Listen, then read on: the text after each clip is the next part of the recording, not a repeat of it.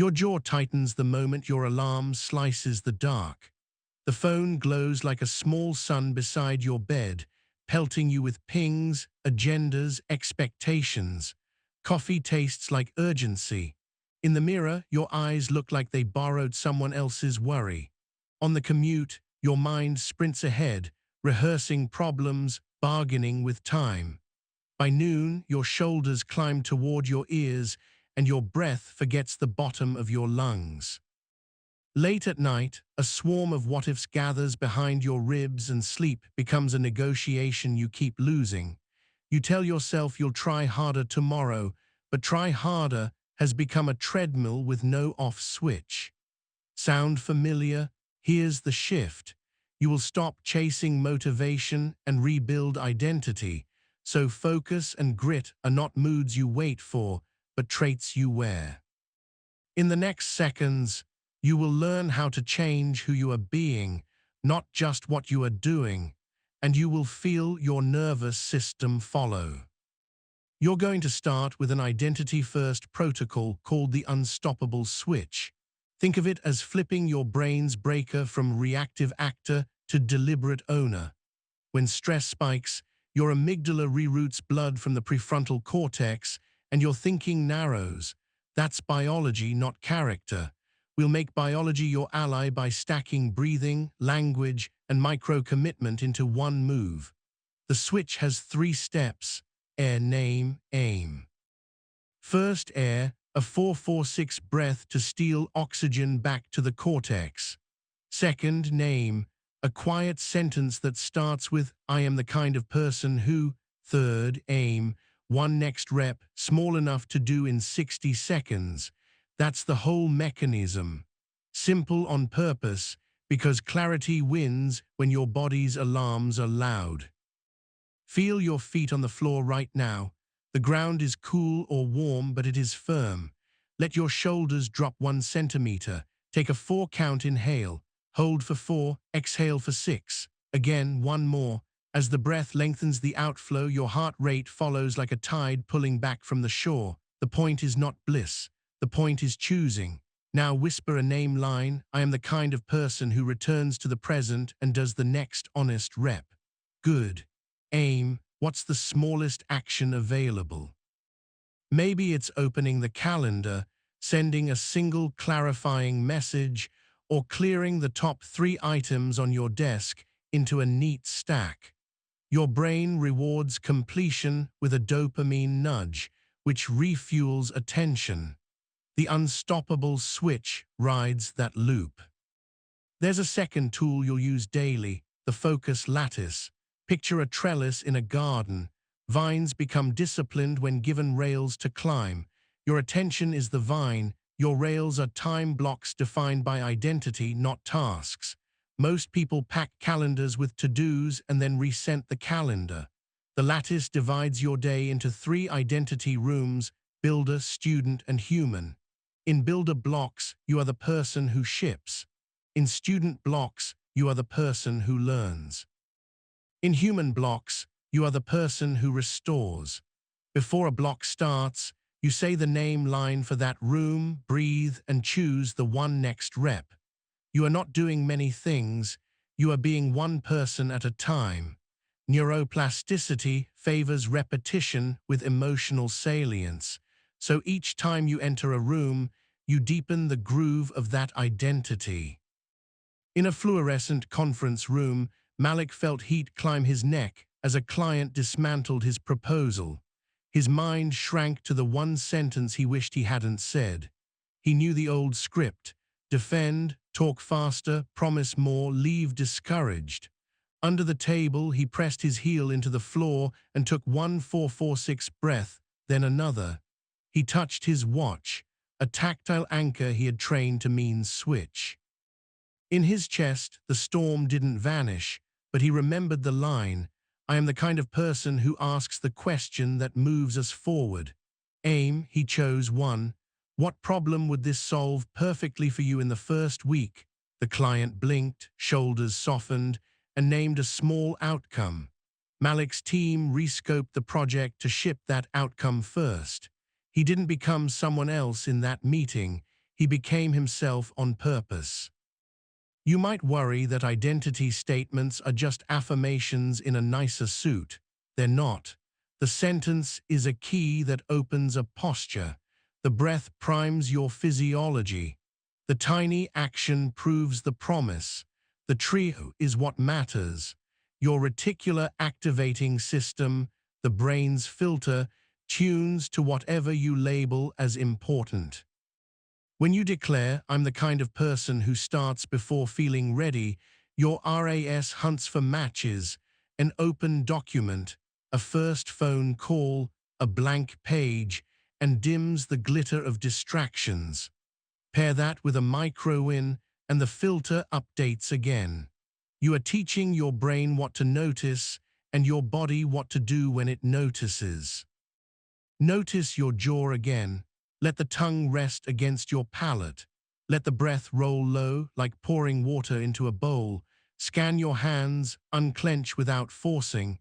Your nervous system is a listener, and sensation is the language it trusts. Every time you change state with breath and posture, you write a footnote in your identity. This is how we behave under load. Anxiety is weather. Focus is a shelter you can re-enter. The door is always the next honest rep.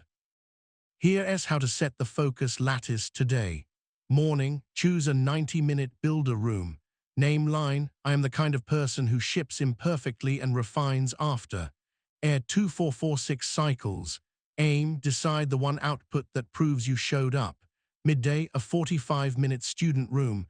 Name line, "I am the kind of person who learns visibly." Aim, read 5 pages and annotate, or watch 10 minutes and write a 2-sentence synthesis. Evening, a 30-minute human room. Name line, "I am the kind of person who restores to be ready." Aim, walk without headphones, stretch, or prepare tomorrow's clothes. 3 rooms are plenty. The lattice is not a cage, it's a scaffold. When life throws paint at you, scaffolds keep the mural possible. You will meet resistance. It will arrive as a thought in your own voice. It will say you don't have time to breathe, that the sentence is silly, that one rep can't matter. That voice is not truth, it's the inertia of old wiring. The cure is not argument, it is evidence. Breathe anyway, say the line anyway, do the rep anyway. Your brain updates its story about you when you give it undeniable data. Don't wait to feel unstoppable to act unstoppable. Act, then feel.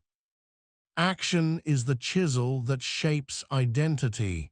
This isn't about pretending. It's about practicing until the practice is you. Mid-afternoon, when the room gets stale and your focus thins like soup stretched with water, stand up. Feel the soles of your feet. Inhale for 4, hold, exhale for 6. On the exhale, imagine dust leaving the corners of your mind. If you can step outside, let the air touch your face. Temperature is a teacher. Cool air tells your vagus nerve you're not trapped. Return to your chair slower than before. Name line, "I am the kind of person who returns." Aim 5 sentences on the paragraph that scares you, or 3 outreach messages, or 1 bug fixed. When you complete it, pause and notice the click of closure. That click is the sound of a door in your brain opening again tomorrow. Let's map grit without the myth. Grit is not grinding until your soul falls out. Grit is staying in relationship with a valued direction when comfort seduces you away. The fastest way to grow grit is to move value from abstraction to sensation. Write this in your notes tonight. I move toward what I value because I can feel it. Before a builder block, close your eyes and recall a time you were proud after doing a hard thing. Let the feeling bloom in your chest like heat from a small stove. Give the feeling a color. Now set a tiny stake in the ground. When I feel that warmth, I begin. The amygdala respects rehearsed rituals. You're not forcing yourself. You're guiding yourself along a path your brain recognizes. There's a micro practice called the 90-second weather rule. Strong emotions surge biochemically for about 90 seconds unless you feed them with stories. Next time frustration swells, look at a clock. Breathe your 446. Label it like a meteorologist. Anger, heavy, passing. Do nothing grand for 90 seconds. Then aim at one rep that returns you to your chosen identity room. This is not suppression, it's stewardship. You are the sky, not the storm. The storm is real, and it moves on when the sky doesn't argue. You will also use the identity anchor loop to lock changes in place.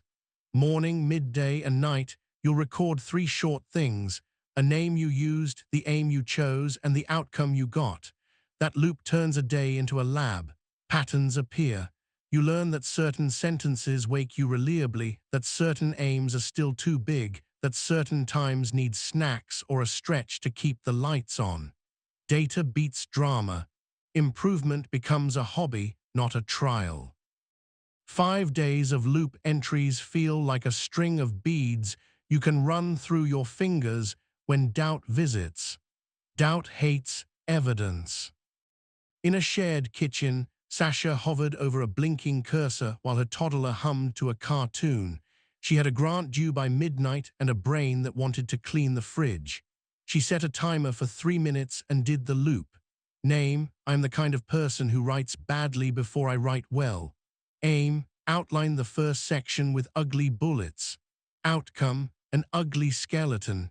She laughed at the relief that arrived simply because the skeleton existed. 30 minutes later, the bones had tendons. 90 minutes later, it had a heartbeat. Her grit wasn't willpower, it was gentle shepherding from one rep to the next. Let your breath drop again. Inhale, shoulders open like a door. Exhale, jaw soft. Notice the temperature of air on your upper lip. Hear the ambient hum wherever you are. Come back to right now. The present is always the only place grit is needed, because the present is the only place action happens. When you imagine months, you scare yourself with scale. When you choose a minute, you liberate yourself with control. Choose this minute. Choose it with breath, with a sentence, with a rep. Then do it again later. That repetition is not boring. It is the drum beat of becoming. You are not a static character. Your brain lays new myelin on the circuits you use.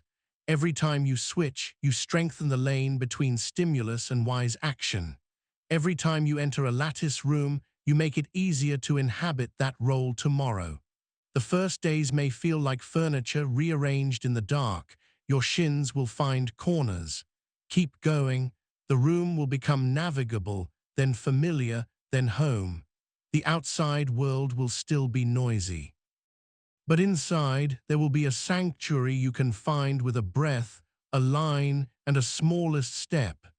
That sanctuary is not escape. It is launch. When you wake tomorrow and the phone gleams like a warning light, pause. Before you open it, sit up and put your feet down. 2 slow cycles. Name, I am the kind of person who begins the day on purpose. Aim, 1 glass of water, 1 handwritten line about what matters, 1 room on your focus lattice. Start small enough that success is lazy. Let easy wins carry you like a moving walkway into harder reps. Grit grows when you stop arguing with the weight and start meeting it where you are. If a voice still says this is too simple, consider that the most reliable systems are simple enough to use under stress. You don't need ornate rituals. You need a switch and a lattice. You need 90 seconds of weather patience. You need a loop to show you what's real. You need to remember the one truth that never leaves. You are the awareness, not the emotion. You are the chooser, not the noise. From that place, you can build a life that looks like you from the inside out. You are ready to practice. Right now, breathe, name, aim. Feel the subtle shift in your chest, the slack in your jaw, the steadier beat in your wrists. That feeling is not fragile. It is the beginning of you becoming unstoppable, not by force but by identity. We move next into training your attention to lock where you place it and return when it wanders. so your grit has a place to land and build. For today, remember the switch, set your lattice, and close your loop before sleep. Tomorrow, we go deeper. Attention isn't a flashlight you wave at random. It's a beam your nervous system stabilizes when it trusts you to hold it. Yesterday, you learned the unstoppable switch and the focus lattice.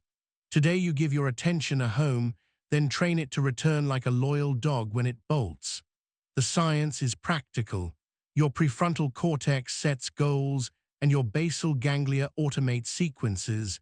Dopamine marks progress.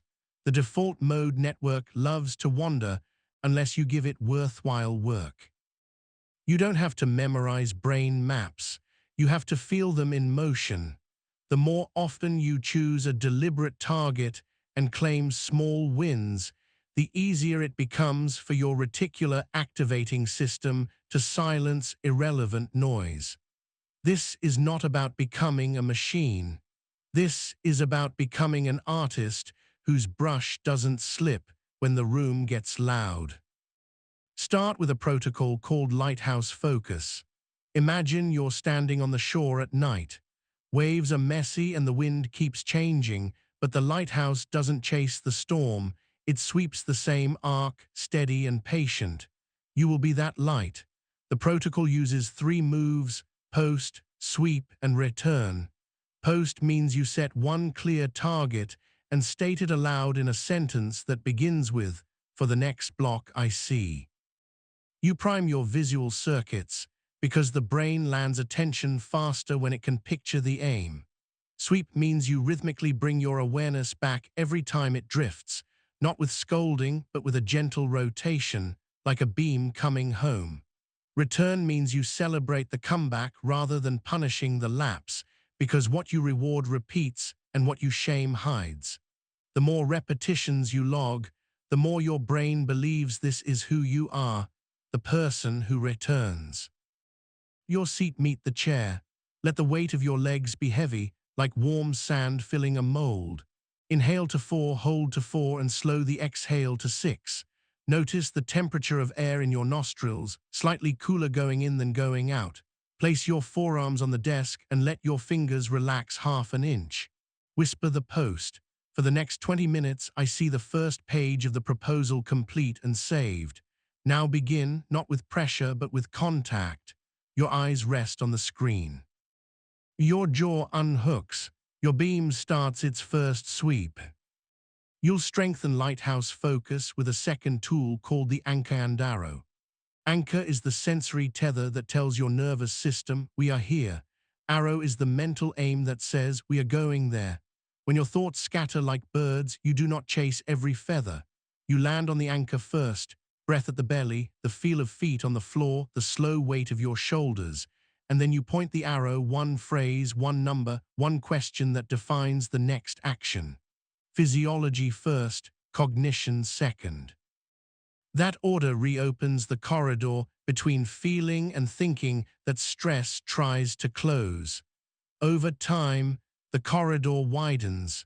You become someone who doesn't need perfect conditions to work. You bring your own conditions with you.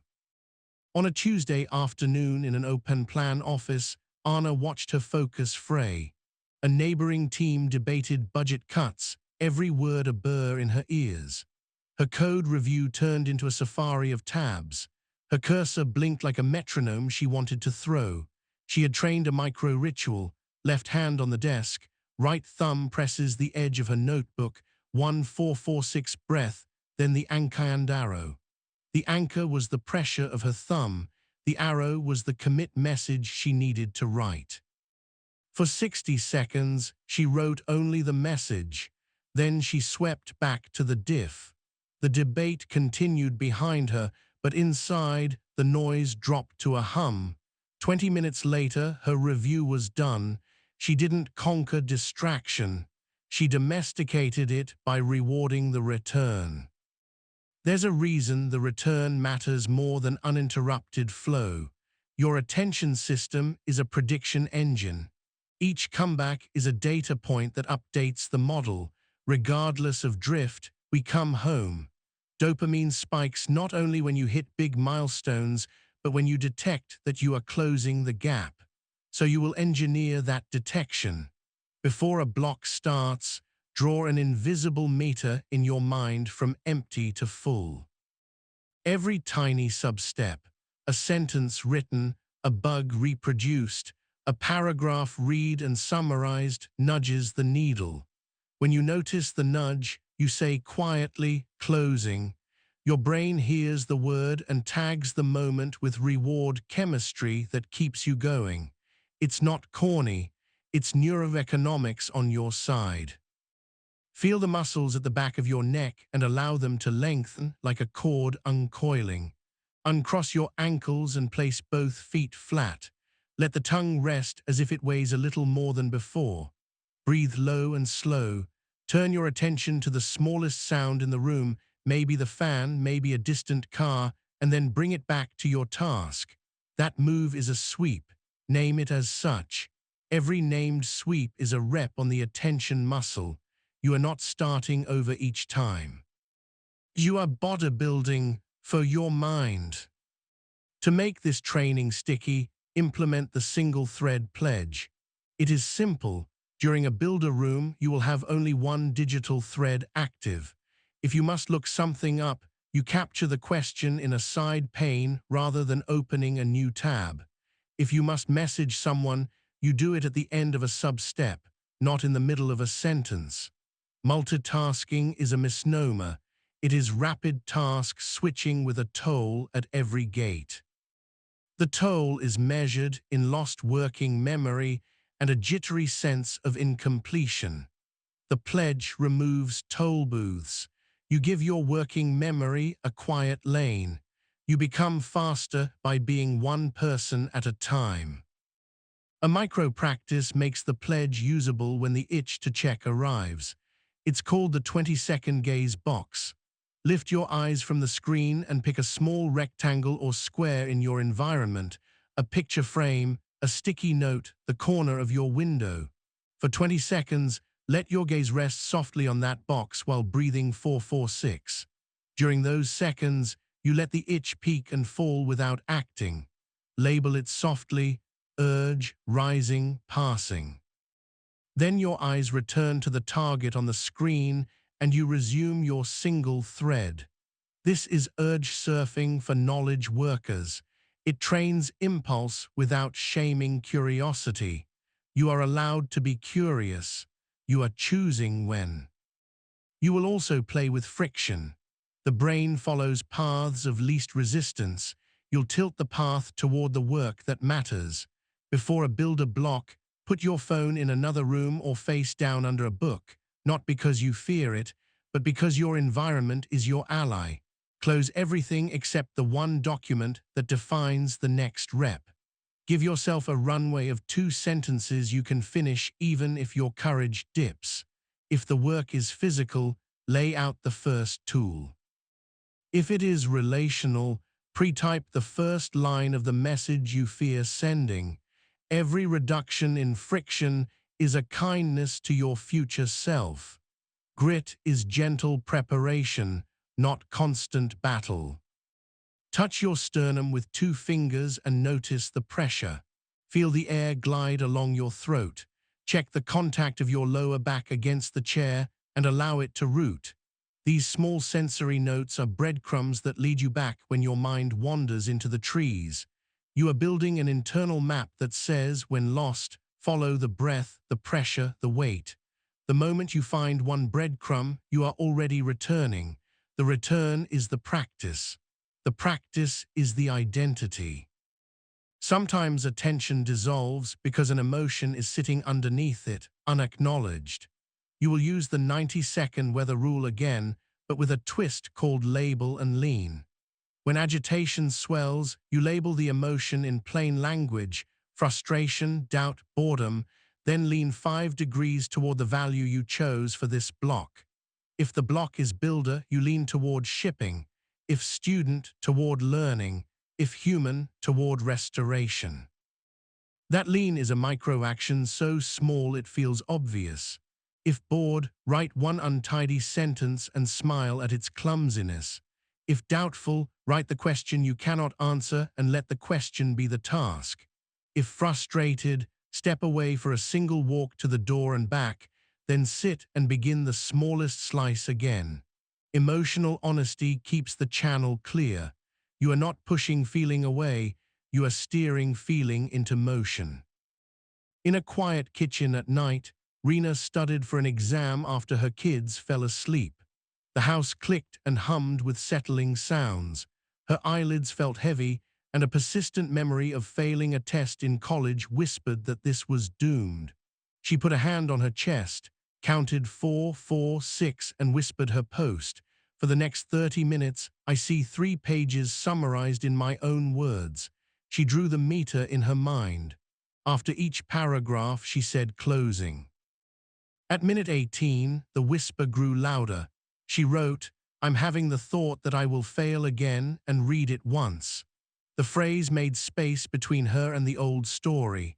She resumed, slower but steadier. When the timer chimed, she had 2 pages of clean notes and a small swell of warmth where panic had been. She didn't become fearless. She became faithful to the return. There's a cognitive trick you'll practice called the 2-question gate. Every time you're tempted to switch tasks, you pause for a single breath and ask, what am I on, and what would finishing look like in the next 5 minutes? If you cannot answer the second question, the task is too vague, you craft a smaller finish line.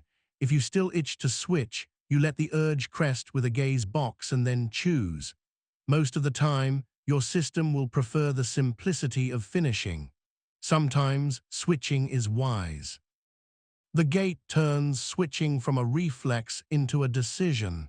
Decisions train identity. Reflexes train regret. Let your hands warm by imagining sunlight on your knuckles. Feel the ring of your coffee mug or the cool edge of your glass. Notice the texture under your palms, wood, grain, or plastic or cloth. Attention can be tactile. When you include the body, the mind finds its footing. This is why athletes carry rituals from locker room to field. Their bodies tell their brains, we know this place, we know this move. You will do the same at your desk, in your kitchen, on a train, in a crowded cafe. Rituals are portable rooms. You may wonder how all this helps when the world demands response. The truth is that deep focus makes you faster at the right things and calmer with the rest. When you've completed a real rep inside your builder room, you reply to messages with crisp, kind decisions instead of anxious rambling. When you've honored your student room, you ask better questions in meetings. When you've protected your human room, you bring a longer fuse to conflict. Attention training is not just productivity, it is personality maintenance under load. You become someone others can rely on because you can rely on yourself. We'll add a nightly ritual called the Focus Debrief to consolidate gains. After your final human block, write 3 short lines in your identity anchor loop. Line 1, where did I sweep back today? Line 2, where did I abandon the single thread and why? Line 3, what micro-adjustment will make tomorrow's beam steadier? Keep it scrappy under 2 minutes. The act of noticing without scolding is how the brain learns safely. Safety invites boldness tomorrow. A nervous system that expects kindness doesn't hide when you ask for effort. In the middle of a long afternoon, you will eventually feel thin and restless, like a blanket stretched too far over a bed. This is when you use the 30-30 reset, 30 seconds of movement, 30 seconds of breath. Stand, reach both arms up, roll the shoulders, march in place. Then sit, hands on the belly, and do 3-4-4-6 cycles. Over a single minute, you change blood flow, oxygen levels, and state. Then you post, you set your meter, and you begin again. Days are a necklace of returns. Every bead you thread is proof that you are the kind of person who comes back. Drop in again now. Inhale slow and smooth. Exhale longer. Say the quiet line, I am the awareness, not the distraction. Feel how that sentence opens space around your thoughts. Space is not emptiness, it is room to move. In that room you point your arrow and you walk a few steps. You do it now and again later, and then again, until it is not a technique but your way of being. This is how focus becomes a trait. This is how grit finds a rail. Tomorrow we'll expand grit into the field of setbacks and interruptions you didn't plan, because life rarely asks for permission before it knocks the calendar over. For now, commit to Lighthouse Focus for one block, anchor and arrow for every drift, the single thread pledge for your builder room, and the debrief at night. Your identity updates every time you keep these small promises. You are not waiting to be the kind of person who can. You are being that person, breath by breath, rep by rep, sweep by sweep, returning like a beam across dark water, steady and kind, yours to command. Setbacks are not detours from the path, they are the path sharpening you. The day you planned will not be the day you get. A meeting will run long, a child will spike a fever, a server will collapse, a friend will need you, your body will feel like wet sand. Your old identity treated interruptions like personal insults and spirals. Your new identity treats them like training partners. Today you'll wire a reflex that turns chaos into clarity in under 2 minutes. The science is on your side. When a surprise hits, your amygdala fires threat, cortisol nudges your body to mobilize, and your prefrontal cortex momentarily dims. If you don't have a practiced pattern, you default to flailing. We'll install a practiced pattern. You're going to learn the break-fall method and the 2-minute triage, 2 protocols that let you hit the ground without breaking your focus bones. Falling is inevitable. Breaking is optional. Imagine a judoka learning to fall. They don't stiffen. They tuck the chin, slap the mat, roll with momentum, and stand with less damage. The break-fall method copies that sequence for your mind. 4 steps: touch, tuck, turn, and take. Touch means you contact reality with one sensory marker, your feet on the floor, your palm on a cool surface, the weight of your body on the chair. This interrupts the adrenaline loop by feeding your brain safety signals. Tuck means you protect the thinking parts by breathing 4-4-6 twice. The longer exhale hands the steering wheel back to your cortex. Turn means you rotate your story away from catastrophe and toward options with one sentence that starts, "I'm the kind of person who." Take means you choose one smallest wise action that either contains the damage or carries the mission forward. 4 steps, often under 60 seconds, repeated until the reflex is you. Feel the temperature of the air on your upper lip as you inhale. Notice the slight warmth as you exhale. Let your shoulders fall, not dramatically, just enough to signal we are here. Touch the table under your fingertips. Tuck, breathe in 4, hold 4, out 6. Again. Turn, I am the kind of person who uses interruptions as a cue to simplify. Take, open your calendar and create a temporary 30-minute contain block later today to process fallout, then return to the single thread you were on. You have just converted panic into posture. Your nervous system recognizes the pattern. You can do it at your desk, in a hallway, in a crowded train. The world remains loud. Inside, you are a person with rails. There's a story you know because you've lived its cousin. Noah had a product launch on Friday.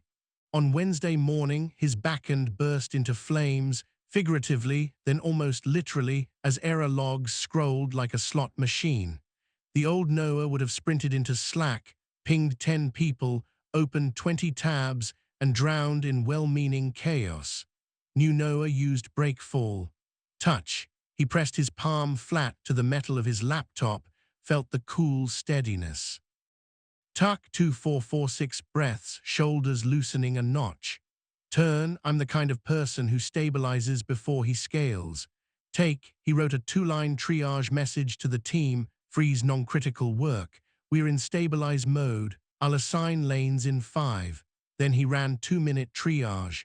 In 10 minutes, 2 people had clear roles, 3 non-essentials were paused, a single thread existed, and by afternoon a patch was shipping. The storm wasn't smaller. Noah was larger. 2-minute triage is your second protocol. It is a fast filter you run when the unexpected arrives. Think of it as a mental ER: assess, assign, anchor, act. Assess asks one question: is this bleeding or bruised? Bleeding means it worsens rapidly without intervention. Bruised means it can wait. You decide in 10 seconds, not 10 minutes. Assign means you give the issue a lane: contain, continue, or cancel. Contain means schedule a tight block to handle it later. Continue means ignore for now, document one sentence in your loop, and keep your current beam.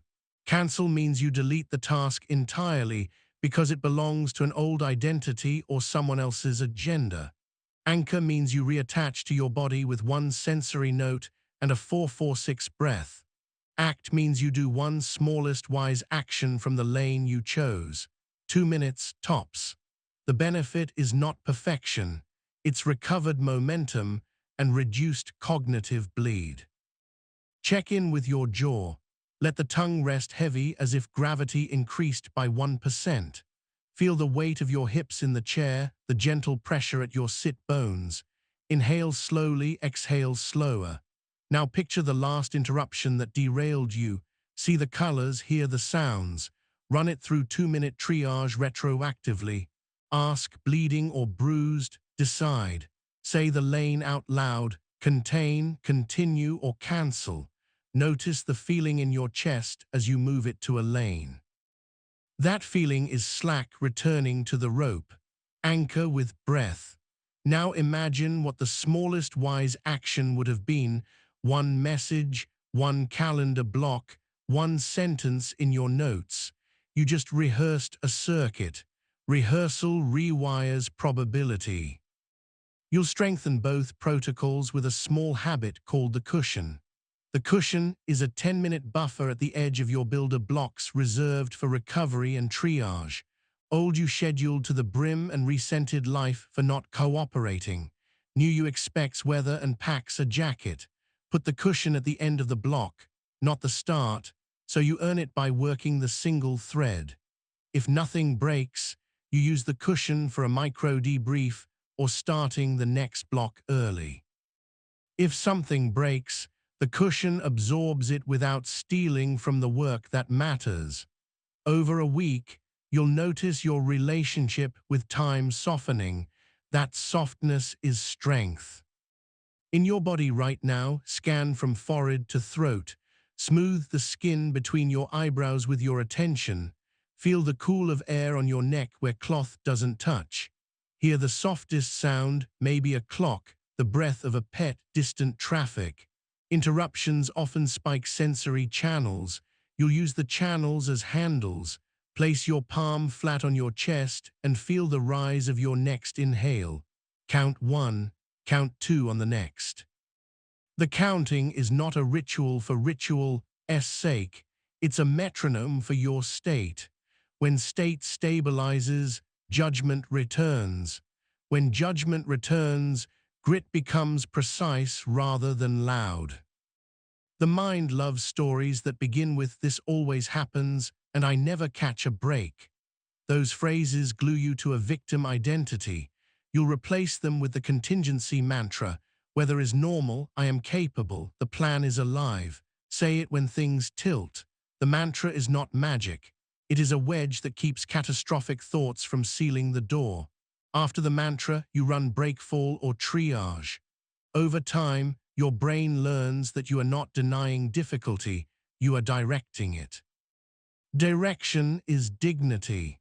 When you give your nervous system a repeatable way to move, it stops treating surprise like a house fire. A Monday morning brings a domestic ambush. Coffee spills over the counter, a message from your landlord flashes, a sibling calls with news that drags your stomach south.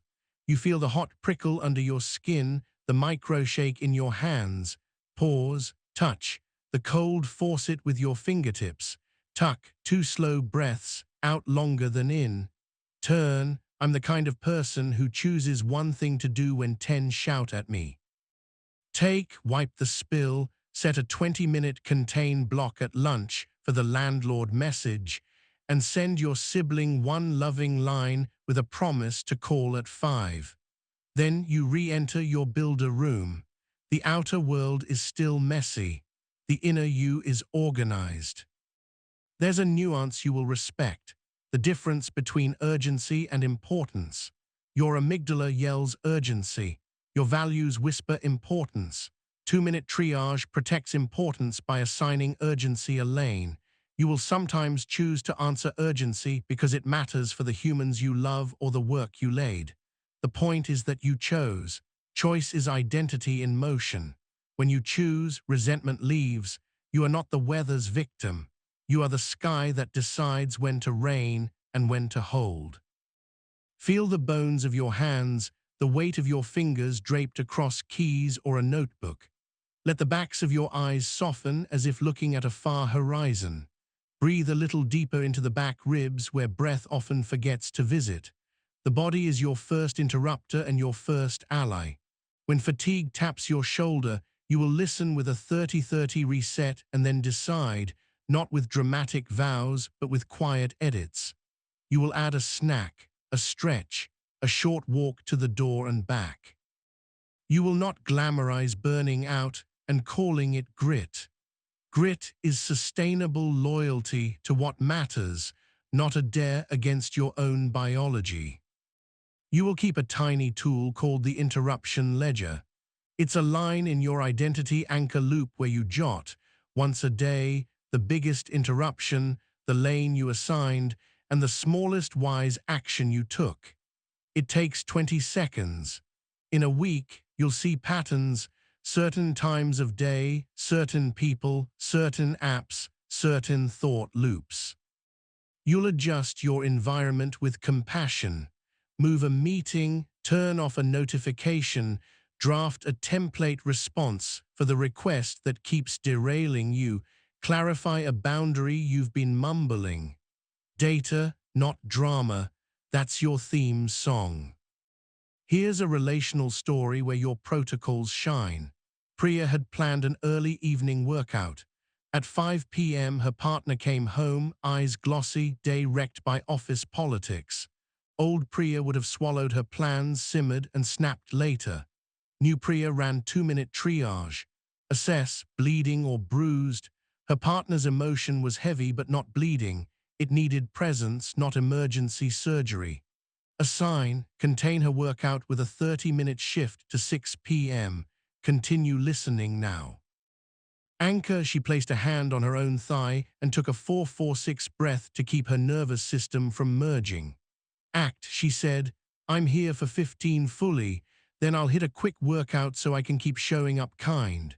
She listened, reflected back one sentence she heard, set a timer to honor both needs, and hugged. Later, sweat cooled her skin, resentment was absent.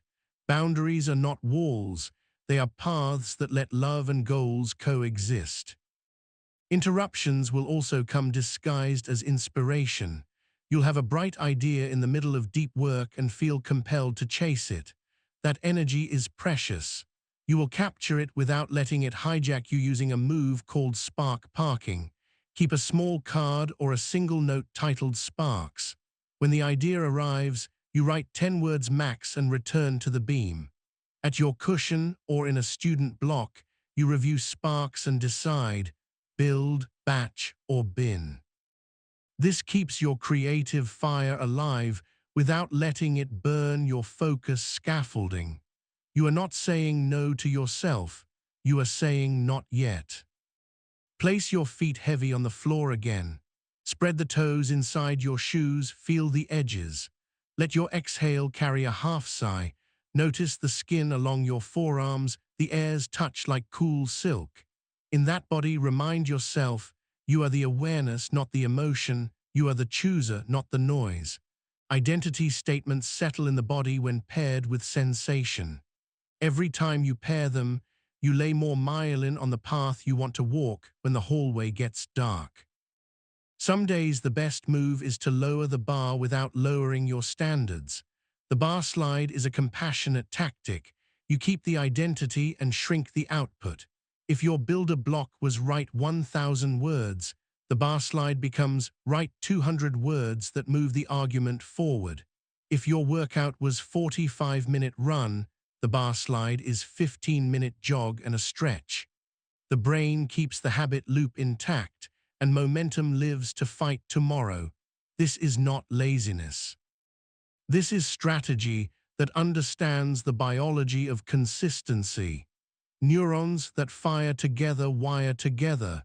Your job is to keep firing, even softly. In a small studio apartment, the AC rattled like a tired train. You sat with a deadline's breath on your neck and an inbox that threatened to eat the rest of your evening. You felt the burr of irritation in your throat. You stood. Touch, palm on the cool windowpane. Tuck, slow breath, longer out. Turn, I'm the kind of person who edits the plan without quitting the plan. Take, you slid the bar, outlined 3 sections instead of finishing 2, set a cushion to send 2 essential emails, parked 3 sparks. At 9:10, you closed your laptop not triumphant, but intact. Intact is a win that compounds. You'll add one more stabilizer called the doorway reset. Every time you move spaces, desk to kitchen, meeting room to hallway, car to home, you pause in the doorway for a single breath and one line, who am I as I enter? In you the answer rotates, builder, student, human, partner, friend, parent. The breath drops you into the body, the line sets your role, the next step performs it. Doorways become identity switches. You stop dragging one room's weather into another where it doesn't belong. This is how you protect what matters most, while still being unstoppable in the arenas that ask for your craft. Touch your throat lightly, feel the hum even if you're silent. Swallow once, slow, soften your gaze and let it widen, taking in the edges of your space. Breathe and notice the beat inside your wrists. All this sensing is not detour, it is the way back. When the next interruption knocks, you will not bargain with reality. You will touch, tuck, turn, take. You will assess, assign, anchor, act. You will trust the cushion and park your sparks. You will slide the bar, not your identity. You will remember that you are the awareness, not the emotion, and that your choices teach your nervous system who you are. Tonight, add the interruption ledger line to your loop. Name one interruption, the lane you gave it, and the smallest wise action you took. If you handled it poorly, don't defend, be curious. Ask what cue you missed, where friction was too high, what you can move tomorrow to preload success. This is how setbacks stop being stories about you and become stories about systems you are refining. Systems turn life from a test you can fail into a workshop you can master. We're about to take grit into the social arena, criticism, conflict, and the art of saying no without guilt. For now, look around the room you're in. Pick a small object, the corner of a book, the lip of a cup, and rest your gaze softly there for 20 seconds. Feel the urge to grab your phone or switch tasks rise and fall. Whisper, urge, passing. Then return to the single thread that proves who you are today. The world will keep throwing pebbles and sometimes boulders. You will keep turning them into stepping stones, not by force, but by practiced grace. People are the weather you live in. Some days warm sun, other days crosswinds and sudden squalls. If grit were only about silent rooms and tidy calendars, anyone could become unstoppable. The real test happens in conversations that tighten your throat and heat your cheeks, when criticism stings, when a request threatens your focus, when a boundary feels like betrayal. Today you'll wire the kind of social courage that doesn't turn you into a bulldozer or a doormat. You'll learn 2 protocols, conflict compass and the boundary bridge, that let you stay human and keep your trajectory. The science is simple. When you perceive social threat, your amygdala lights up as if a lion has walked into the room, and your prefrontal cortex loses finesse. We'll bring finesse back on command. Your nervous system will stop treating every disagreement like Excel and start reading it as information. Start with the conflict compass. Imagine a round dial in your chest with 4 cardinal points. North is curiosity, east is clarity, south is kindness, west is commitment. In conflict, you steer through those points in order, like a pilot turning by instruments when visibility drops. Curiosity first, you gather what they mean without arguing. Clarity second, you state your meaning in one clean sentence. Kindness third, you honor the relationship without sugarcoating the truth. Commitment fourth, you choose a smallest next step together or, if needed, apart. The sequence matters. It moves your brain from alarm to agency. Curiosity cools the amygdala. Clarity returns language to the cortex. Kindness calms the social pain circuits. Commitment reactivates the basal ganglia to execute. You aren't performing therapy. You are flying by instrument when feelings fog the glass. Place your feet flat. Feel the cool floor through your shoes, the weight of your heels. Inhale to 4, hold to 4, exhale to 6. Sense the air's temperature at your nostrils, cooler in than out. Touch your tongue lightly to your palate and let your jaw soften by a notch. Now picture conversation you've been avoiding. See the room, hear the voice. Whisper the compass points in order: curiosity, clarity, kindness, commitment, and feel your chest widen half an inch as your brain receives a map. This is not performance, it's permission to be wise. You'll pair the compass with a micro skill called Echo Then Answer. When criticism or complaint arrives, you echo the essence in one short sentence before you answer. The echo signals safety to their nervous system. It also buys your cortex 2 seconds to return from the edge. Then you answer with the smallest true thing, not a monologue.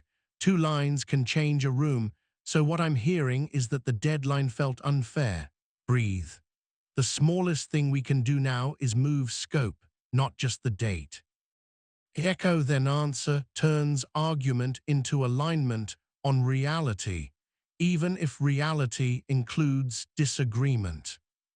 In a glass-walled meeting room, Dev faced 3 colleagues and a spreadsheet that made his work look sloppy. The old Dev would have defended with data until everyone's eyes glazed. New Dev felt the prickle along his neck, placed his palm on his thigh, and breathed 446. He ran the compass without announcing it. Curiosity, walk me through which numbers worry you most.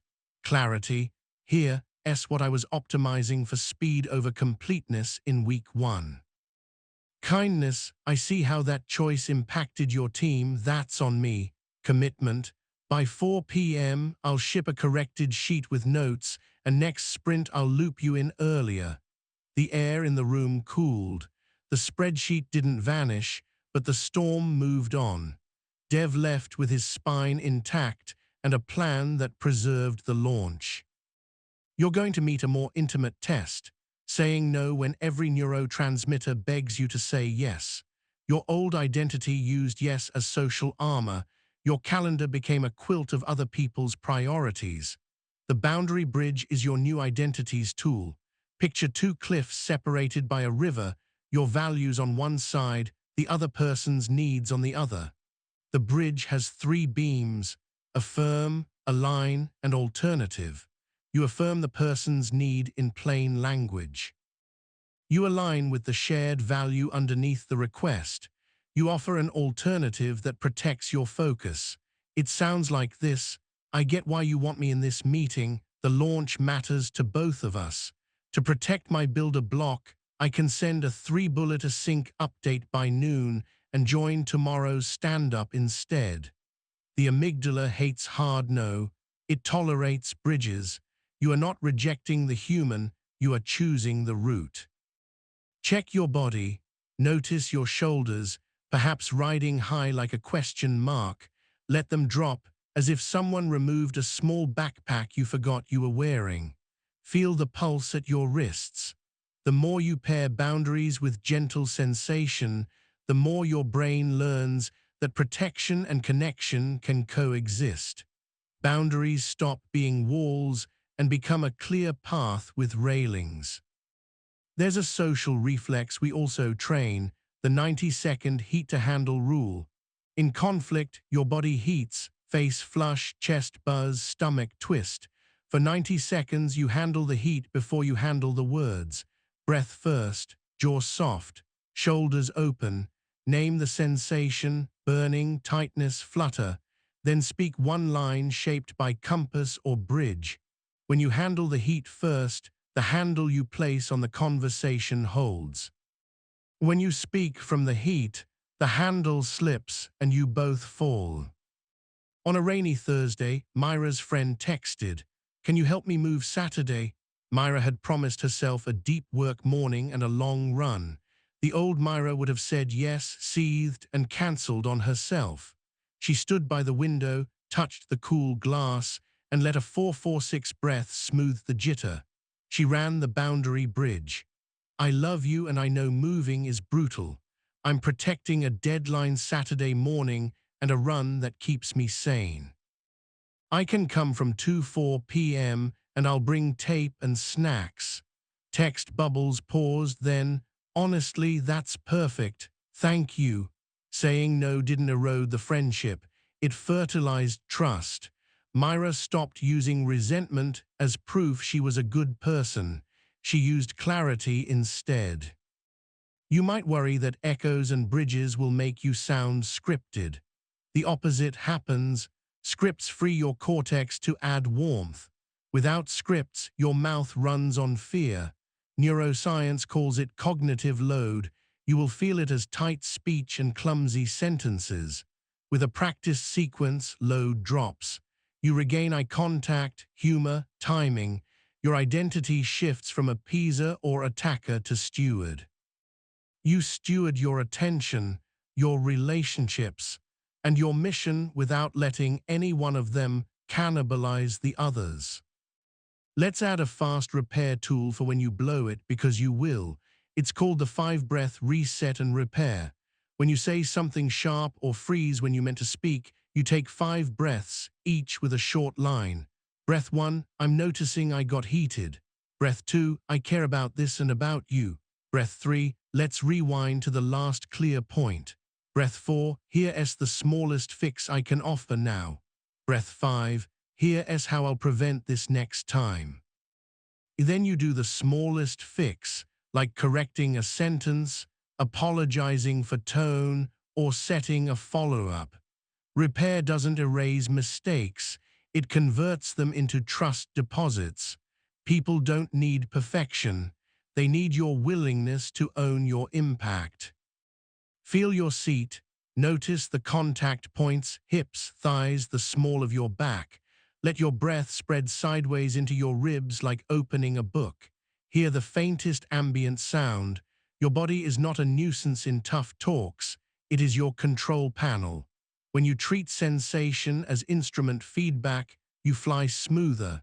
Your words land where you mean them to land. Your pauses invite honesty rather than fear. Criticism often comes with static, tone, timing, projection. You'll run a filter called gold and gravel. You let the feedback fall through a mental sieve. Gold are specifics tied to outcomes you value. Gravel are global judgments, mind-reading, and vague adjectives. You collect gold even if tossed rudely. You leave gravel on the tray. Your draft missed the new pricing is gold. You're so careless is gravel. The sieve keeps your RAS pointed at learning without letting your identity swallow labels. After you sift, you can say, got it, the pricing was old. I'll fix it and ship a corrected version by noon. You didn't debate the gravel, you mined the gold and moved. In a family kitchen, your brother delivered gravel. You always think you're better than us with your routines. The old you would have argued the word always into ash. The knew you felt heat in your throat, named it silently, red prickle, and chose curiosity. It sounds like my routines make you feel judged. He exhaled. Yeah, when you say no to dinner, it feels like we don't matter. You move to clarity. I say no to protect sleep. You matter to me. I can do dinner once a week. Which night works? Kindness wrapped the sentence. Commitment closed it with a calendar invite. The gravel stayed in the sieve. The gold was a feeling you respected without surrendering your health. This is the art of being close without being swallowed. Another micro skill, the 2-beat pause. Before you answer a charged question, give 2 silent heartbeats. In those beats, you breathe out, you find your compass, you choose echo then answer or the bridge. 2 beats transform outcomes because they move you from reflex to response. People feel the difference. They stop bracing. They start listening. You stop borrowing tomorrow's regret to pay for today's relief. Touch your sternum. Feel the warmth under your skin. Let your shoulders widen as if you were hanging a coat on a broader hanger. Imagine the air getting cooler by 1 degree as you exhale. Now practice aloud, even in a whisper, so you're saying the timeline felt rushed. Beat. Here's what I can commit to without breaking the build. Beat. I can't join that meeting, and I can send a 1-pager that answers the top 3 questions. Hear the steady cadence. Your voice becomes a metronome of safety. When you need to deliver hard news, use the clarity sandwich. Clean fact, clean impact, clean next step. The budget is cut by 15%. That means we can ship feature A and delay feature B. I'll share a revised roadmap by Thursday and provide a demo to leadership next week. No blame, no apology for reality, no filler. The sandwich pairs well with kindness expressed through tone and eye contact, not 1,000 qualifiers. Your brain likes clean edges. So do theirs. There's a story from a small startup where Leela led design. The CEO wanted a brand overhaul in 2 weeks. Old Leela would have pulled 3 all-nighters and rescented everyone. New Leela walked into the CEO's office with her compass. Curiosity. What outcome in 2 weeks would make this a win? Clarity. A full overhaul in 14 days would break quality. Here's a 2-week sprint that lands a polished landing page and style guide. Kindness. I care about this launch and our reputation. Commitment. If we lock scope today, I'll ship weekly visuals Tuesday and Friday, and we can book a 30-minute review each. The CEO frowned, then nodded. 2 weeks later, the homepage gleamed, the style guide lived, and Leela still liked her job. Grit protected craft by protecting conversation. You'll formalize practice with the social reps log in your identity anchor loop. At night, jot 1 conversation where you use the compass or bridge, the line you're proud of, and 1 micro adjustment for next time. This is not a diary of drama. It's a weightlifting log for your nervous system. After a week, you'll notice that your 2-beat pause arrives earlier, your echo gets shorter and truer, your no lands softer but firmer. Identity grows roots when you notice them. Feel your breath again. Count 4 in, 4 hold, 6 out. Notice the weight of your hands, the coolness or warmth against your skin. Hear your own inhale like a tide just under the noise of the world. The sentence returns, you are the awareness, not the emotion. Now add its social twin, you are the chooser, not the chorus. When a chorus asks you to sing a song that isn't yours, you can nod to the rhythm and still keep your melody. Sometimes the kindest choice is a clean exit. The exit door is a boundary for conversations that won't respect your rails. You state your compass point and your limit. I want to solve this with you, and I won't stay if we keep name-calling. I'm ready to continue tomorrow at 10. Then you leave, not as punishment, but as protection of the conditions for truth. Your nervous system learns that you will not abandon it for approval. Approval loses its grip when self-respect is present. In a crowded cafe, you overheard a fight you used to have. Two people, both certain, both tired. You felt a nostalgia for chaos and a relief that you do conflict differently now. You lifted your mug, felt the heat, inhaled steam, and imagined the compass stamped inside your chest. You smiled at the knowledge that tools don't make life easy, they make you ready. Readiness is a kind of love you give your future self. Tonight, practice out loud once, echo then answer for a complaint you expect, and the boundary bridge for a request you fear. Stand by a doorway, breathe a single 446 and speak the lines. Let your voice find the muscle memory. When the moment comes, you won't search for courage. You'll reach for a tool. You'll be the person who returns to the rails even when the wind rises. Your relationships will feel safer, your work cleaner, your evenings calmer. Not because people stopped being weather, but because you became a wise pilot under any sky. Tomorrow we'll train your motivation system to run without the old bargain of self-criticism. You'll learn to generate drive from values and design, not from shame. For now, close your eyes for one breath. Feel the chair hold you. Hear the smallness of the room's noises. Say the quiet truth that threads this book. You are the awareness, not the emotion. You can choose who you are in the next sentence, and the next, and the next, until the choosing is your name. Shame is a lousy engine. It sputters, it backfires, it coats your insides with exhaust. For years you bargained with it. If I push myself with harsh words, I'll finally move. Sometimes it worked for a day, and the crash cost two. Today you retire that engine. You'll switch to clean fuel, values, and design, so drive is reliable even when mood is not. The science is friendly here. Dopamine is the brain's progress marker, not a moral score, and your motivation system cares far more about clear cues, visible wins, and meaningful direction than about your inner critic's volume.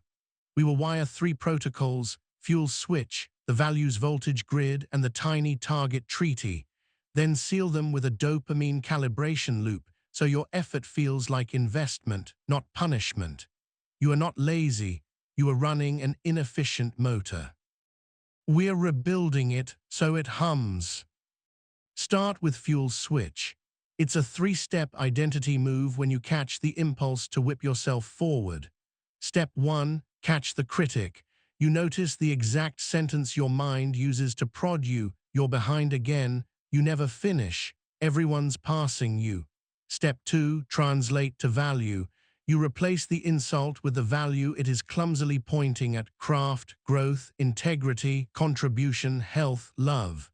Step 3, convert to cue. You turn that value into a present tense identity line and a smallest rep. The line begins, I'm the kind of person who lives my value of X by doing Y now. You are not debating your worth. You are moving your body toward what matters and letting your brain catch up. Over time, the critic loses its job because you stop rewarding it with action. The new foreman is quiet clarity. Feel your breath slide in, cool at the nostrils. Hold a moment. Let it leave slower, warmer through parted lips. Unclench your jaw the width of a credit card. Notice your hands, the subtle buzz in your fingertips. Now listen for the critic's favorite phrase. Catch it like a moth in a jar. Translate, if it says you're behind again, hear the value of reliability. Convert to cue. I'm the kind of person who honors reliability by sending the first status update in the next 60 seconds. Your fingers move. Dopamine doesn't spike from shame, it spikes from the click of completion. The more clicks you create around your values, the steadier your engine. To make values practical, you'll sketch the values voltage grid. Imagine a 2x2 in your mind. The vertical axis is voltage, how energizing a task feels when linked to a value. The horizontal axis is visibility, how fast you can see progress. High voltage, high visibility tasks are rocket fuel. Design a prototype that expresses craft, make a call that builds trust, cook a meal that nourishes. Low voltage, low visibility tasks are sludge, unclear chores, vague planning, endless scrolling.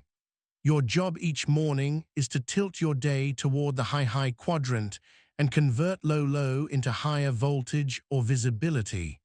You do that by naming the value and shrinking the target until the meter moves. Progress becomes a light you can see across the room. In a small co-working space, Carla stared at a report she'd been dodging for 3 days. The critic hissed, "You're such a procrastinator." She ran fuel switch. Catch, there's the hiss. Translate, the value is excellence. She wants the report to actually help decisions. Convert, I'm the kind of person who lives excellence by drafting the first messy outline now. She set a timer for 8 minutes, wrote ugly headers, and felt the faint lift in her chest at the sight of bones where fog had been. Then she drew her grid. Voltage rose when she imagined her team using the report to avoid a costly mistake. Visibility rose when she decided each subsection would end with one bold sentence labeled takeaway. 8 minutes became 30. The report wasn't done, but the engine was engaged without being flogged. Check in with your ribs. Imagine your breath widening the back ribs like billows opening. Let the shoulders drop a degree. Taste the air, faintly metallic or coffee sweet. Motivation improves when sensation is honest.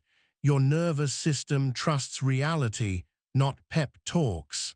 From reality, we move to the tiny target treaty. The treaty is a pact between your identity and your brain's reward circuit.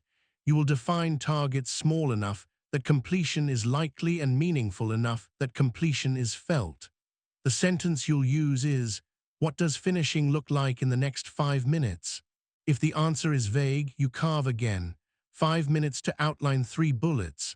5 minutes to draft the reply sentence you're avoiding. 5 minutes to rename files so the project looks less like chaos and more like a path. The treaty protects you from heroic fantasies that collapse into avoidance. There's nuance. Tiny doesn't mean trivial. Tiny means the minimum viable win that advances the value. If the value is health, a tiny target of 3 squats by your desk beats a promise of an hour at the gym you won't keep. If the value is love, a tiny target of a sincere 2-line check-in beats a plan for an elaborate date you'll bail on. Your basal ganglia love consistency. Tiny targets earn trust with them. Trust lowers friction. Lower friction multiplies action. Action repeated changes identity. This is engineering, not hype. On an iced-over Saturday before dawn, Marcus faced his novel and the ghost of every morning he had quit. The critic arrived, late but loud. "You never finish anything." He caught it. Translate, the value is expression, the dignity of getting the inside to the outside. Convert, I'm the kind of person who lives expression by writing one messy paragraph that contains an honest feeling. Tiny target, 5 minutes to write a scene where the character admits something under fluorescent light. He placed his fingers on the keys, felt their cool, took a 4-4-6 breath and began. The paragraph was crooked and alive. The click of completion was soft, like a door closing in a quiet house. The next morning, the click came easier. A week later, there were pages. The critic had less to say in a room already humming. Feel the chair hold you. Notice the pressure at your sit bones, the heaviness of your thighs. Let your exhale lengthen like pouring water from a jug. Your muscles register safety and send a memo upstairs, permission granted. Now you'll wire the dopamine calibration loop to make wins sticky. At the end of each builder or student block, you'll take 30 seconds for 3 statements in your identity anchor loop. What I finished, what value it fed, what next tiny target will keep the thread alive. This trains your brain to associate effort with nourishment rather than depletion. The loop also prevents the moving goalpost disease, finishing and instantly saying it wasn't enough, which starves dopamine and teaches your system that nothing counts. Counting is sacred now, not to puff you up, but to train the engine to idle peacefully between sprints. Sometimes you will wake up flat as paper. Voltage reads low across the board. This is when you use the warm start, a 2-minute ritual to warm the engine without asking it to race. Stand, stretch your arms overhead and roll your shoulders. Sit, 3, 4, 4, 6 breaths. Write one identity line. I'm the kind of person who shows up gently and still moves. Pick a tiny target from a high visibility, medium voltage task. Rename files, set the day's lattice rooms, lay out the first tool. When the first click arrives, whisper, closing, don't demand fireworks, expect sparks. Sparks light the next wick. In a fluorescent grocery aisle on a Wednesday night, Danny held a basket and a pile of decisions. She was on a health kick that had already become self-scolding. The critic announced, "You're going to fail like last time." She caught it. Translate, the value is vitality. She wants a body that carries her dreams without complaint. Convert, I'm the kind of person who lives vitality by picking one green thing I'll actually cook tomorrow. Tiny target, choose spinach, not kale. Spinach she would sauté, kale she would watch wilt in the fridge. Back home, she put a pan on the stove, felt the cool steel, warmed oil until it shimmered, and listened to the sizzle. The sound registered as a win louder than any pep talk. Her brain filed it under "we do this." The next night arrived with less drama. That's identity, not willpower. Check your tongue, let it rest softly. Notice the skin around your eyes, invite it to loosen. Hear a distant sound and then the nearer hum of your own breath. The body keeps telling the truth. You can begin from here. We'll add a method for the afternoons when ambition outpaces capacity. It's called the half bridge. When fatigue creeps in but you want to preserve the habit, you do half the tiny target without apology and log it as complete. 10 push-ups become 5, still counted. A page becomes a paragraph. The half bridge keeps the synapse alive while biology catches up. You are not bargaining with laziness. You are respecting that energy ebbs. Respect breeds consistency. Consistency grows confidence. Confidence turns the engine with a quarter turn. Your old system tried to make motivation a moral test. The new system treats it as a physics problem. Reduce friction, increase meaning, make progress visible, reward the return. When guilt arrives, you run fuel switch. When drift spreads, you ask the treaty question. When a task feels dead, you use the grid to add voltage or visibility. You keep the loop short and honest. You stop calling yourself names and start calling yourself into actions aligned with who you are becoming. There is a story about a quiet Friday in an empty office. Jonah had a quarterly review due, the kind that determines raises. He delayed it until the edges frayed. The critic said, "You're screwing this up." Catch, translate, the value is stewardship of his own career, of his team's work. Convert, I'm the kind of person who practices stewardship by outlining the review's skeleton in 5 minutes. He drew 5 headers and wrote 1 sentence under each, labeling wins and lessons. He walked to the window, placed a palm on the cool glass and breathed. The engine rewarmed. He set a second tiny target, expand 1 header with 3 specific metrics. The click was satisfying enough that he kept going. 90 minutes later, a clean draft existed. It wasn't talent that moved him. It was design. He left the office lighter, not because someone praised him, but because his actions matched his values. That is a flavor of happiness no applause can imitate. Feel the temperature of air on your upper lip. Let the breath slide down your sternum. Unhook your shoulders again. Remind yourself out loud, you are the awareness, not the emotion. You are the chooser, not the noise. When you speak that line gently, it links to the day's practices like a clasp. Identity isn't a loud costume. It's the quiet fit of a jacket you wear every day. We'll troubleshoot the two biggest traps. The first is overstacking, the urge to add too many tiny targets because one went well. Resist.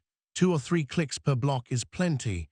Your nervous system needs recovery between wins to keep dopamine sensitive. Flooding yourself with micro-wins can paradoxically blur satisfaction. Keep the cadence musical. Win, breathe, win, break. The second trap is moving the finish line, redefining success mid-action so you can avoid feeling done. You heal it with the sentence, "Done means what I said at the start." You honor your own word. That honor restores trust, and trust fuels the next start. There's a practice to close the day called value receipt. Sit for 60 seconds and recall 3 moments when you lived a value, no matter how small. Feel the echo in your body, warmth in the chest for courage, looseness in the jaw for honesty, steadiness in the belly for reliability. Breathe with each for 1 cycle. This is not positive thinking. It is accurate memory, weighted properly. Your brain, biased toward threat, needs help remembering goodness. You are not manipulating it, you are calibrating it to truth. Calibrated brains are braver tomorrow. Before sleep, the critic may shuffle back in, wearing old pajamas. Meet it like an old colleague you've reassigned. "Thank you for trying to keep me safe by yelling. I have a new system." Then you whisper the next morning's cue, "I'm the kind of person who begins gently and moves." You imagine the first tiny target, see your hand reach for a glass of water, feel the cool, hear the click of the keyboard, the rustle of a page, the squeak of a shoe on the mat. Your senses are rehearsal. Rehearsal makes action more likely than thought alone. You are not hypnotizing yourself. You are setting the stage and placing the first prop where your hand can find it in the dark. On a sun-bleached Sunday, you took a slow walk without headphones. The pavement radiated warmth through your soles, a breeze moved the hair at your temples. You asked yourself, "What value wants more of me this week?" The answer arrived not as a lecture, but as a tug, craft, or kindness, or courage. You smiled and made a tiny promise to that value, 1 visible action Monday before noon. That is how adults keep vows with themselves, specific, sensory, soon. Shame never kept a vow for long. Design does. Sit a little taller. Roll your shoulders back and down. Inhale, hold, exhale for 6. Feel the space behind your sternum widen like a window opening to a cool evening. Tell yourself the truth you keep learning in different words. Drive is not fire you wait for. It is warmth you build with breath, with values, with visible wins, 1 small log at a time. Some days the wood is wet. Some days the match is stubborn. But the ritual is simple, and you know it now. You will not stand outside shivering while scolding yourself to get warmer. You will kneel by the hearth and begin. Tomorrow we aim your unstoppable engine at long arcs, habits that compound into identity, projects that outlast mood, seasons where consistency matters more than speed. You'll learn how to chain tiny targets into streaks that survive travel, illness, busy months, and the human mess called life. For tonight, log your loop. What you finished, what value it fed, what tiny target lights tomorrow. Then close your eyes and feel the soft gladness that arrives when who you say you are and what you do agree. That agreement is not flashy. It is quiet, trustworthy power. It is you becoming unstoppable the sustainable way. Momentum looks like magic from far away. Up close, it's a handful of ordinary moves done at ordinary times, repeated until they stop being questions and start being you. Today you'll turn your engine into a chain that clicks forward even when life throws sand in the gears.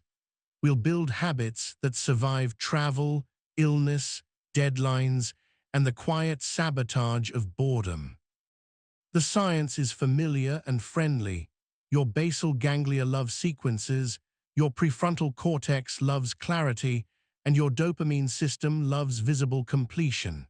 We'll braid them together into the habit chain reactor and a companion protocol called the streak shield. You will also learn recovery ramps for re-entry after breaks and the season's switch for recalibrating when life changes tempo. This is how consistency becomes identity rather than a performance you can't keep up. Start with the habit chain reactor. Picture 5 links that click in order: cue, micro, mark, melt, and merge. Cue is the sensory anchor that starts the sequence, something you already do daily: boil water, open the laptop, brush your teeth. Micro is the 1 rep minimum that is so small it's almost silly: 1 sentence, 1 push-up, 1 page skimmed. Mark is the visible stamp, check mark in your loop, an X on a calendar, a sticky note moved from today to done. Melt is the 20-second savor you give your nervous system so dopamine binds to the behavior, not bragging, just a breath and a quiet closing. Merge is the optional step of stacking a slightly bigger rep if energy appears. The genius is the order. You never chase melt without mark, never chase merge without micro.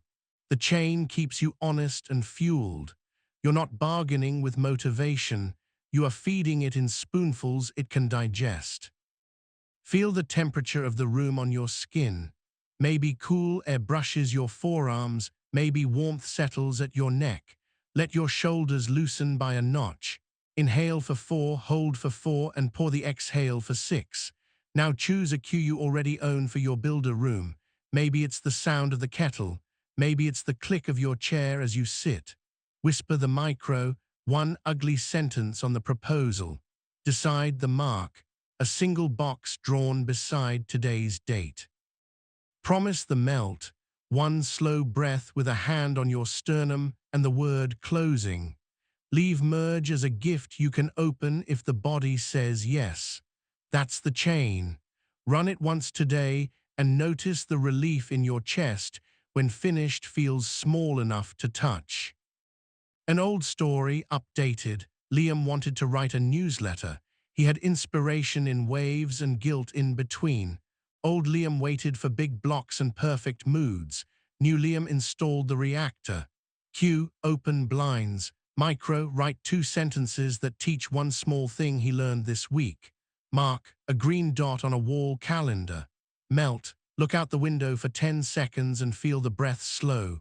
Merge, if energy was present, he wrote a 3rd sentence and a subject line.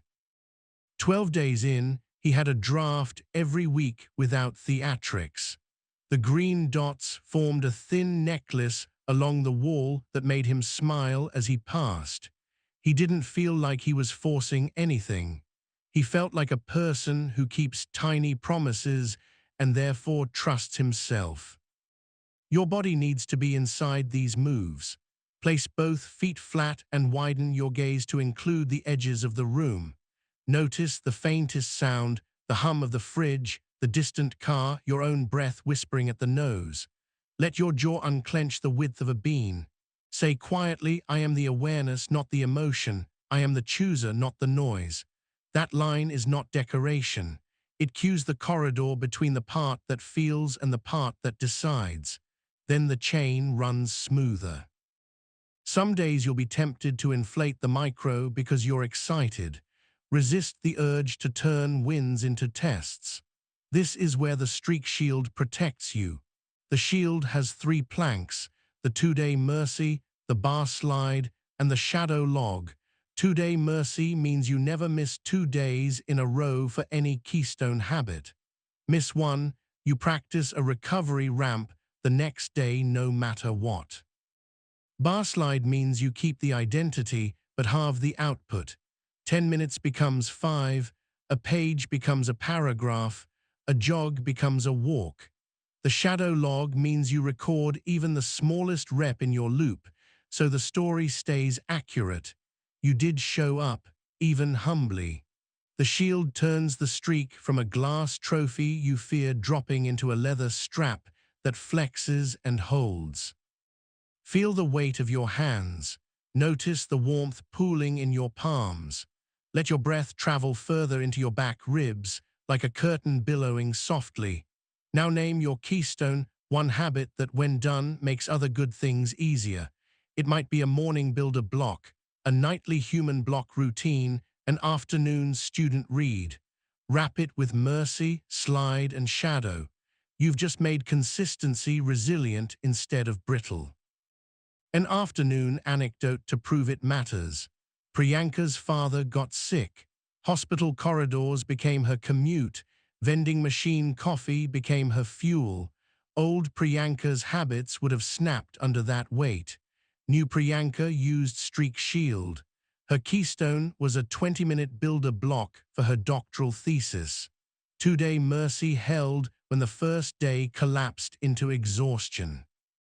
On day 2, she ran a recovery ramp, 5 minutes reading her last page and writing one sentence titled "What I'll Do When I Return."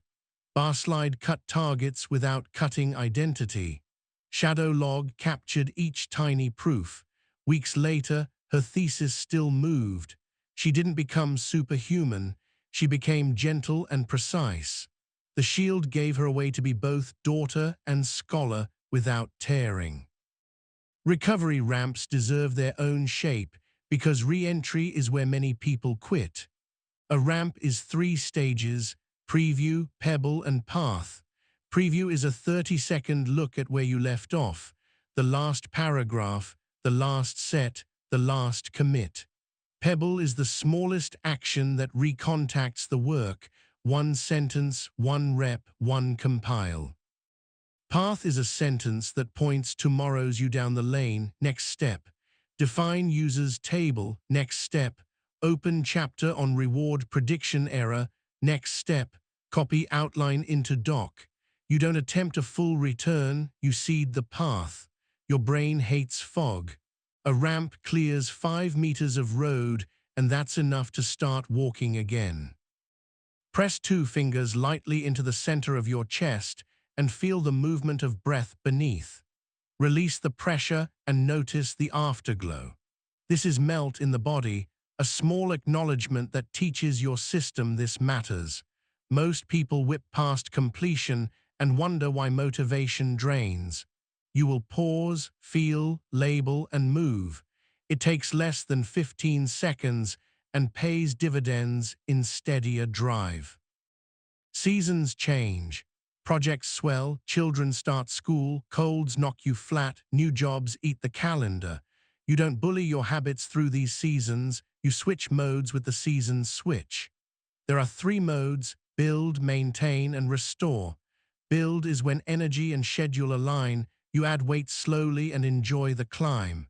Maintain is when life is full, you keep keystones alive at minimum viable, anchored by Streak Shield. Restore is when body or heart says stop. You sleep more, walk more, journal more, and let systems idle without shame. You declare your season in a single line at the top of your loop each week. This week, maintain.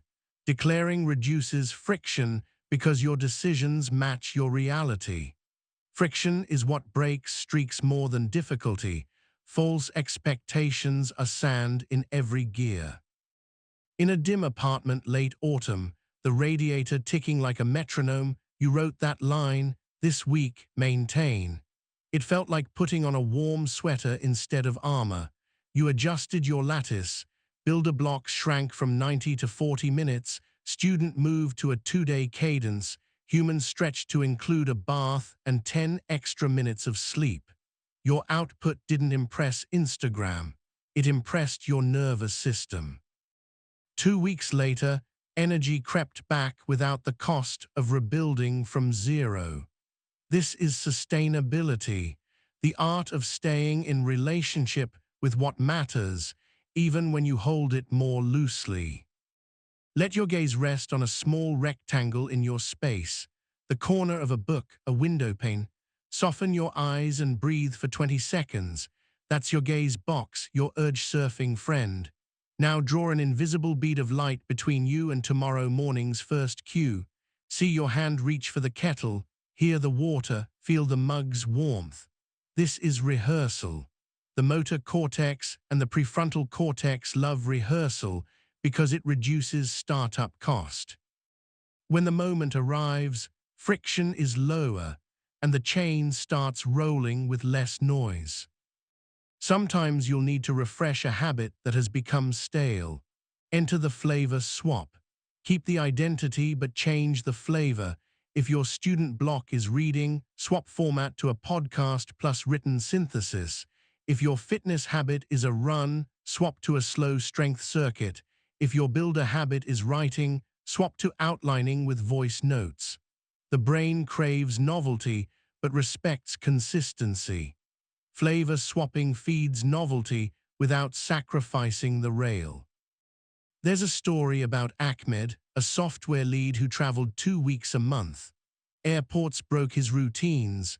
Old Ahmed between flights was an algorithm for guilt. New Ahmed wrote a travel protocol. Q, boarding pass scanned. Micro, 5-minute code read or architecture sketch during taxi. Mark, a tiny airplane stamp in his loop. Melt, one breath while staring at the cloud edge out the window. Merge, if awake, a longer review, if not, a nap. He ran a recovery ramp when he landed. Preview the last commit, pebble a comment, path a next step sentence. The protocol didn't make travel easy. It made Ahmed predictable to himself, which felt like calm. Scan your back body, shoulder blades, the space between them. Imagine breath filling that space like a cool breeze in shade. The nervous system takes cues from posture more than pep talks. When you sit like a person who knows their path, your brain follows. When you slump like a person who lost the thread, your brain follows too. You are allowed to adjust posture like a lever on identity. It isn't fake, it's physics. Let's talk about the danger of all or nothing. Perfection is a counterfeit of commitment. It looks shiny, it shatters on contact with life. You'll use the 80% rail, define in a sentence what 80% looks like for each keystone. For your builder block, start within 5 minutes, deliver one visible unit, log the mark. For student, touch the material, produce a 2-sentence synthesis. For human, move body or still mind for 10 minutes. On great days, you'll exceed 100%. On rough days, 80% keeps the rail alive. The rail is what carries you from season to season. The rail is your friend who doesn't judge your pace. When you inevitably drop a streak, you will not conduct a trial. You will conduct a fail-forward audit. 3 questions, asked kindly. What was the friction? What was the feeling? What can I move or shrink to make the next attempt likely? Then you insert the smallest environmental or schedule change.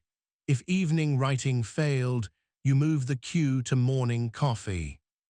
If phone scroll stole your human block, you put the phone in another room and lay a book open to a page you can start without thinking. Identity survives because you treat slips as data, not identity verdicts. Touch the rim of your cup or the cool edge of your desk. Feel the texture, the grain, the slight stick or slide of your finger. Sensation ties you to now. Now is where habits happen, not tomorrow, not in the afterlife of motivation. The reactor chain loves now because now asks so little. A cue you already have, a micro that takes 1 minute, a mark that takes 1 pen stroke, a melt that takes 1 breath. Merge if you want. If you do nothing more than this for a month, your life will look different because you will have become the kind of person who starts and finishes tiny things incessantly. Tiny things, stacked, become architecture. An evening scene, you return home tired, rain peppering the coat you hang by the door. The room smells of dust and citrus cleaner. Old you would collapse into a fog and call it rest. New runs a gentle human reactor. Q lights dim to warm. Micro 5 cat-cows on the mat. Mark a small star next to human in your loop. Melt, hands around a mug, exhale longer than in. Merge, if there's energy, a stretch sequence or a hot shower. None of it is performative. All of it is maintenance, the kind aircraft get between flights so they keep flying. You are not a factory, you are a craft you are keeping seaworthy. Because you are a craft, you need dry docks, weekly and monthly reviews that don't spiral into shame. Use the gentle ledger once a week. 3 lines, 30 seconds. Kept rails, slid bars, learned friction. Kept rails honors wins without inflation. Slid bars praises your use of mercy as strategy. Learned friction writes 1 sentence about a specific snag and 1 small fix. Monthly, run the season's switch and plan a micro sprint, 2 weeks where 1 keystone gets extra sunlight. Then return to maintain. This cyclical rhythm matches biology better than permanent intensity. Athletes periodize, so will you. Check your breath again. Inhale to 4, hold to 4, exhale to 6. Feel the lower ribs gather and release. Hear the soft world around you. In the quiet, make an identity promise without theatrics. I am the kind of person who makes starting small sacred. Sacred not because small is holy, but because small is honest and sustainable. When you make small sacred, you become immune to the drama of failure. There is nothing to prove, only a chain to click and a life to carry. You will notice something subtle in a few weeks. Your inner narrator changes tense. It stops saying, I hope I can, and starts saying, I usually do. Usually is the soil identity loves. Usually is calming to a nervous system that used to ride waves of boom and bust. Usually is how you become unstoppable without the brittle hardness that breaks at the first surprise. Usually means you can be generous in a crisis because your rails are in place. At work, a teammate will ask how you stay so disciplined. You'll tell them the truth. You're not disciplined, you're considerate of your future self. You put the cue where your hand finds it. You make the micro so small it's rude not to do it. You mark and melt because the brain likes applause even at whisper volume. You merge when there's fuel and rest when there is. You protect the streak with mercy, not machismo. You change seasons on purpose. You repair, you return, you repeat. And in the repetition, you feel like yourself more often. Look around your space. Pick one object you can move 2 inches to make a cue obvious. A notebook to the keyboard's left, a kettlebell by the door, a book on your pillow. Move it now. Feel the scrape or thud. That sound is the beginning of tomorrow's ease. Write 1 micro in your loop for morning. Draw the marks box beside the date. Promise the melt, 1 breath and the word closing. Then smile, not a grin, just a small signal to your body that you saw yourself act kindly on your own behalf. You are the awareness, not the emotion. You are the chooser, not the noise. You are also the architect, not the weather. Weather will come, your rails are ready, your reactor hums, your shield flexes, your ramps slope gently where you need them, your seasons switch with honesty. This is not a boot camp. This is a studio where you craft a life that can survive your humanity and celebrate it. Tomorrow will widen from personal rails to creative bravery, how to risk, to ship, to be seen, and to forgive yourself when an audience doesn't clap. For tonight, run 1 chain. Cue micro, mark, melt, maybe merge, close your loop, turn off the light. Let sleep be part of the ritual that carries you forward, not the escape from a day that ran you. You're building a quietly unstoppable life, 1 click at a time, and you can hear the soft rhythm already. Risk is the toll road to a life that feels like yours. You've built rails, you've learned to return, you've protected boundaries. Now comes the part that scares most high aspirers, sharing work before it feels perfect, asking for what you want without apologizing, being seen when applause isn't guaranteed. Your nervous system reads exposure as danger. Evolution trained your amygdala to treat social rejection like a lion's shadow. The good news is that courage is a protocol, not a personality trait. You will wire creative bravery with two core systems, ship small often and the exposure ladder, then seal them with the failure alchemy loop so setbacks become compost. You will learn to shrink the imaginary spotlight, to choose an audience of one, and to release work with clean hands. Perfection will try to bargain.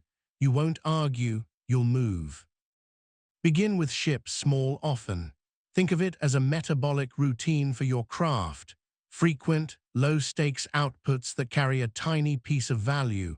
Your basal ganglia loves sequences. Your dopamine system loves completion signals. Your reticular activating system loves proof that this is who you are. Shipping small trains all three. The protocol has 3 beats you already know how to keep. Declare, deliver, debrief. Declare means naming the smallest unit of value in a sentence that begins, "Today I ship." Deliver means you produce and release that unit within a tight window, even if only to a friendly subset. 1 paragraph posted, 1 pull request merged, 1 demo recorded for 3 teammates. Debrief means a 30-second note in your identity anchor loop. What landed, what to adjust, what to try next. The point isn't likes, it's lymph flow for your creative body. Stagnation breeds fear, flow breeds nerve. Feel your breath enter like cool air under a door. Hold briefly, let it leave a little warmer. Unhook your shoulders by a degree. Place your fingers on the nearest tool, the pen, the keyboard, the guitar string, and notice texture, weight, resistance. Whisper a declaration right now. Today I ship 1 clear paragraph that teaches 1 thing I just learned. Set a tiny timer if you like. When the paragraph exists, you will release it where it belongs and log 1 line. That click of release is medicine. Your brain learns that you do not hoard, you give, you iterate, you belong on the field. You'll pair shipping with the exposure ladder. Fear grows when you go from 0 to stadium. The ladder offers rungs: private, trusted, niche, public. Private is for drafts and experiments. Trusted is a person or small group who understand the goal and will respond with signal, not smoke. Niche is a corner of the world built for this kind of thing. Public is the full plaza. Before each piece, you choose a rung on purpose. Each rung trains different muscles. Private trains starting, trusted trains iteration, niche trains relevance, public trains resilience. Moving up and down the ladder isn't regression, it's periodization. Athletes swap intensities, you will swap audiences. Courage becomes calibrated, not theatrical. On a grey morning, you walk into a co-working room that smells faintly of dust and espresso.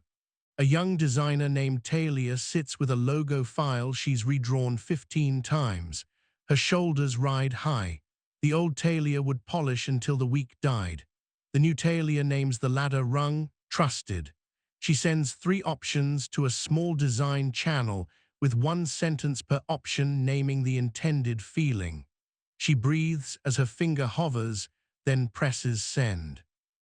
Within minutes, a colleague replies with a small note about line weight and a big yes to concept 2. Talia tweaks, then posts in a niche forum for indie brands. 2 people ask for her rates. Nothing exploded. Her nervous system catalogs a new truth. Light exposure didn't kill her, it fed her.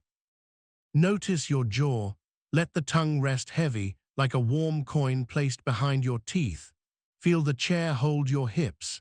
Hear the smallest sound in your space, the whir of a vent, a neighbor's footfall, and let it be there. Your body is the backstage where bravery gets dressed. Each sensation you name tells the alarm system we are here and we can choose. With that choice, you'll install the spotlight shrink.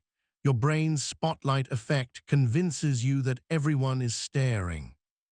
Most aren't, they're listening to their own inner radio.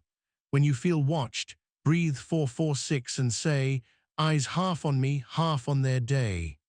Then anchor to 2 sensory points, the press of your feet, the cool on your cheek, and deliver the next sentence, the next bar, the next demo line. You become a person who performs inside a smaller, friendlier room. A story from a startup town hall. Jonah had to demo a wobbly prototype. Old Jonah tried to hide instability under jargon. New Jonah ran spotlight shrink, then ship small often. Today I'll show you 3 use cases and 1 rough edge we're smoothing. He clicked through, voice calm, hands steady. When the bug appeared, he named it, sketched the patch, and moved on. The room didn't devour him. They nodded. A teammate messaged later, loved the honesty. Easier to trust what's next. Honesty reduces cognitive load for you and them. It anchors identity to reality. That is creative bravery's quiet flex. Your brain, trained by negativity bias, will remember 1 harsh comment louder than 20 kind ones. You'll use the critique compass to aim through noise. 4 bearings: specific, useful, aligned, actionable. Specific means it points to a clear element. Useful means it helps the work meet its intent. Aligned means it respects the stated goal. Actionable means you can do something about it in the next iteration. When feedback misses 2 or more bearings, you log it as data about taste or context, not as a verdict on you. Say, thanks, sift for gold, leave gravel. This is not arrogance. It is stewardship of your energy. Feel the temperature along your forearms, a whisper of cool or warmth. Inhale, hold, exhale longer. Remember the line, you are the awareness, not the emotion. Add the creative twin, you are the maker, not the metrics. Metrics inform, they do not define. You will track inputs you control, ship count, ladder reps, loop debriefs, more than outputs you don't, likes, sales, virality. RAS follows labels. Label yourself by your behavior, the rest will follow when it follows. Sometimes shipping will sting. A piece you loved will land with silence. A reviewer will misunderstand on a public stage. This is where the failure alchemy loop turns pain into design. It has 3 passes: physiology, story, strategy. Physiology is 90 seconds of breath and sensation, heat in cheeks, tightness in chest, without narrative.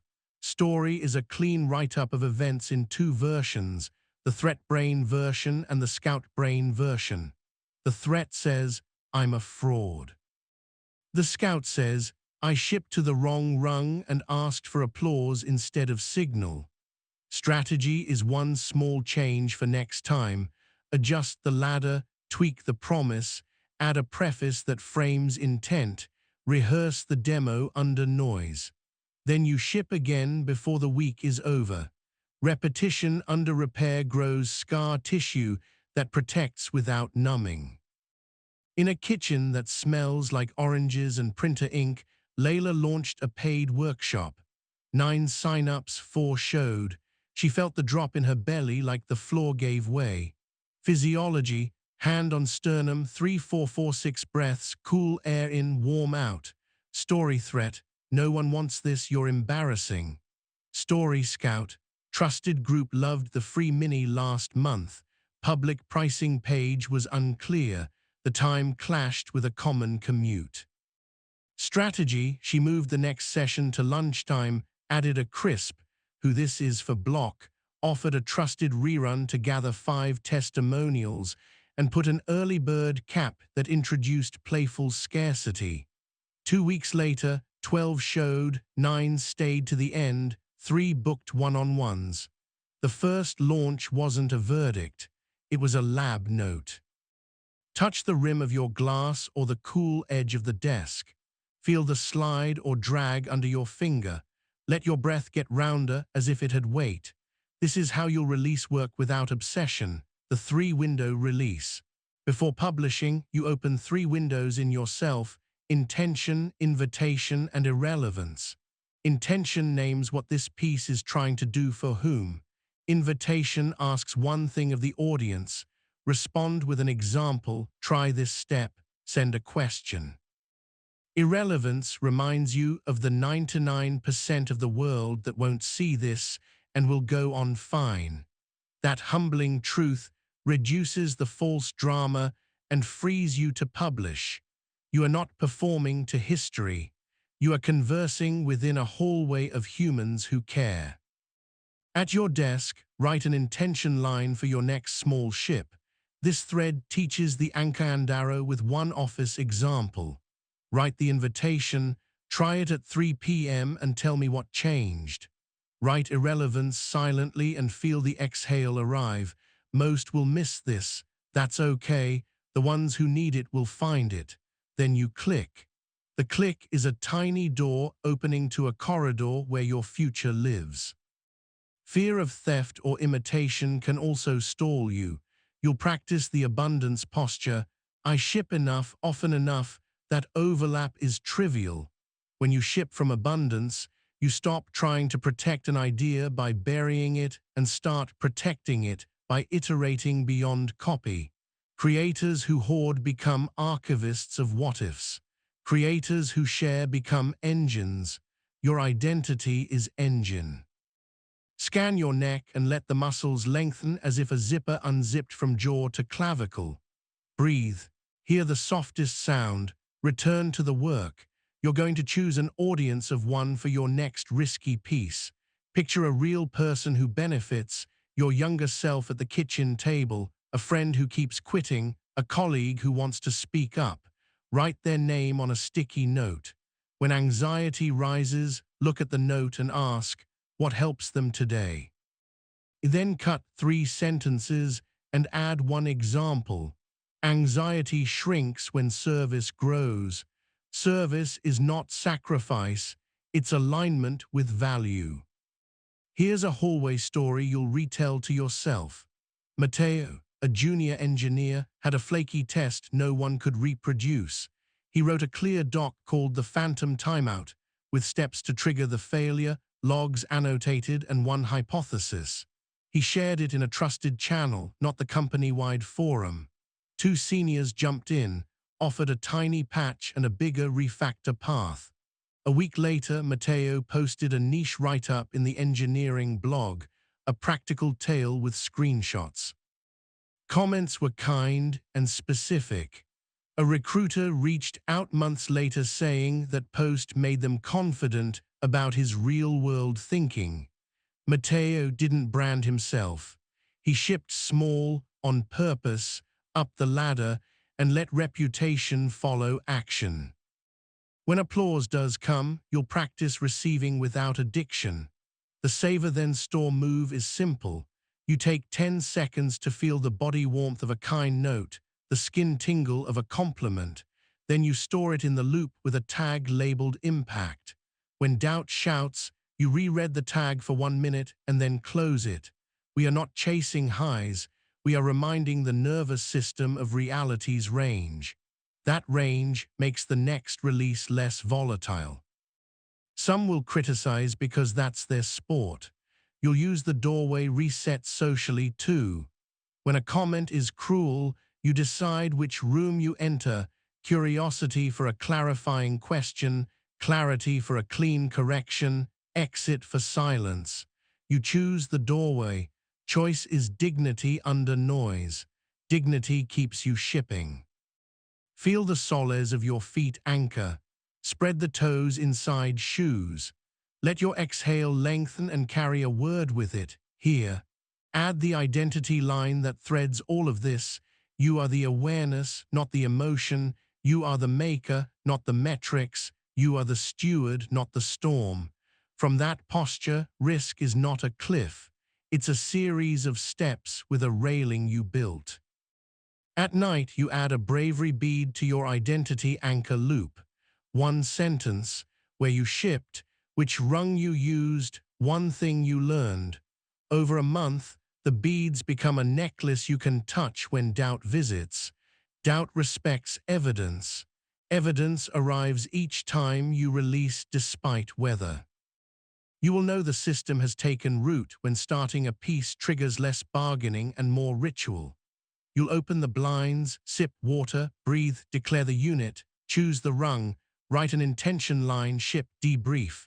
You'll feel the quiet satisfaction of an engine idling smooth. On hard days, you'll descend a rung and keep moving. On good days, you'll climb and smile at the wind. You won't wait for a mythical vault of confidence. You'll earn ordinary courage, today's kind, again tomorrow. That's the only kind that compounds. Before sleep, rehearse a small morning ship. Feel the cool of the mug, the click of keys, the small jump of your heart at the moment of release, like stepping from a curb you didn't see. You land, you keep walking. This is not about fame, it's about fidelity to the work that wants to move through you. When fidelity is present, you will be able to hear criticism without folding, silence without spiraling, praise without dependence. You will feel like someone who walks their own road and waves kindly at whoever walks alongside. Take one more breath. Count 4 in, 4 hold, 6 out. Listen for the faintest hum. Relax your eyes. Tomorrow you ship a small thing. You choose a rung. You run alchemy if it stings. You shrink the spotlight. You serve your audience of one. You log the bead. You sleep well because you did your part and left the crowd to theirs. That is creative bravery. It isn't loud, it is steady. Your mind isn't a floating brain in a jar. It rides inside a body with wires and fluids and a drumbeat older than language.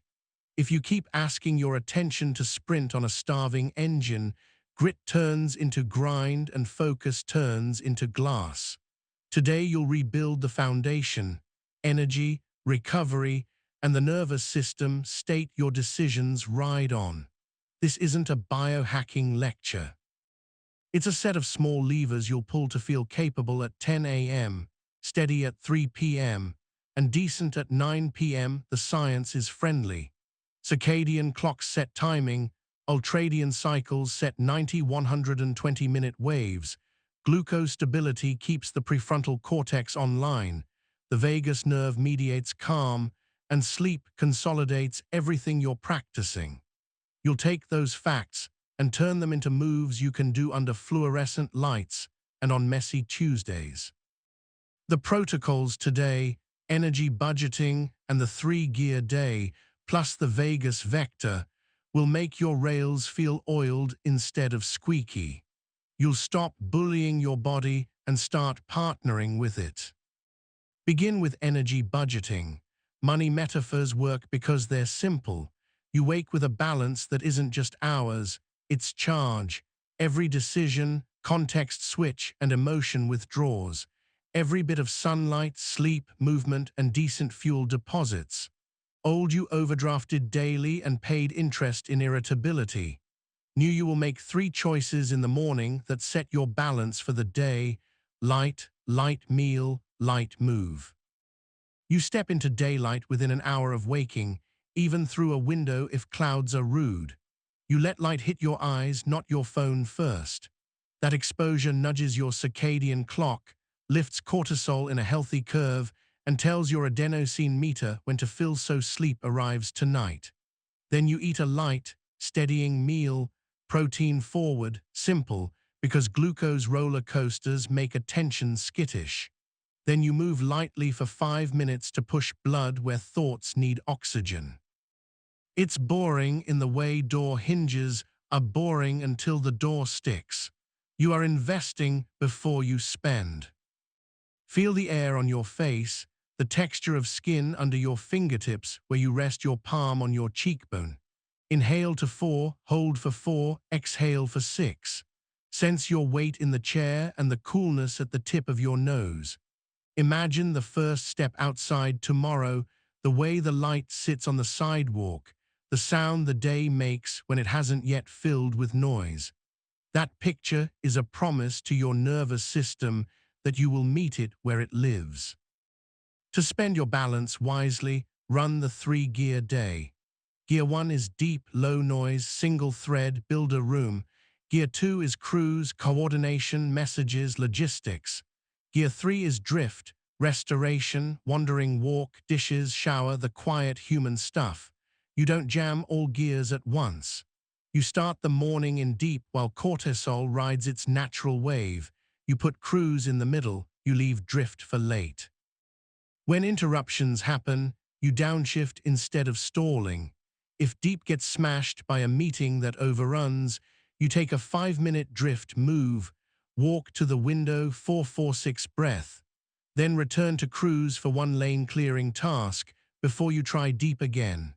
Your basal ganglia love predictable sequences. Your prefrontal cortex loves that you stop asking it to be a race car in a parking lot. In a small open plan office, Eli used to pretend he could deep at any hour. By 2 p.m., slack had eaten him. He installed the 3-gear day. He told his team, no meeting holds before 11 unless the building is literally on fire.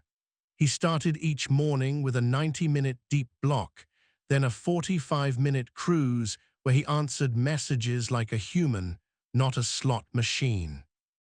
At 3 p.m., when his brain felt like wet bread, he took a drift walk around the block, returned, and ran a 30-minute deep sprint that often surprised him with clean code. He left at 6 with fuel, not fumes. His identity statement changed from "I'm bad at afternoons" to "I downshift on purpose." The same hours felt like different weather. Scan your own afternoon body. Notice the way your eyes can soften around the edges, the tiny heat along the back of your neck, the thread of tension in your belly you didn't ask for. Place your hand on your sternum and feel one slow rise, then one longer fall.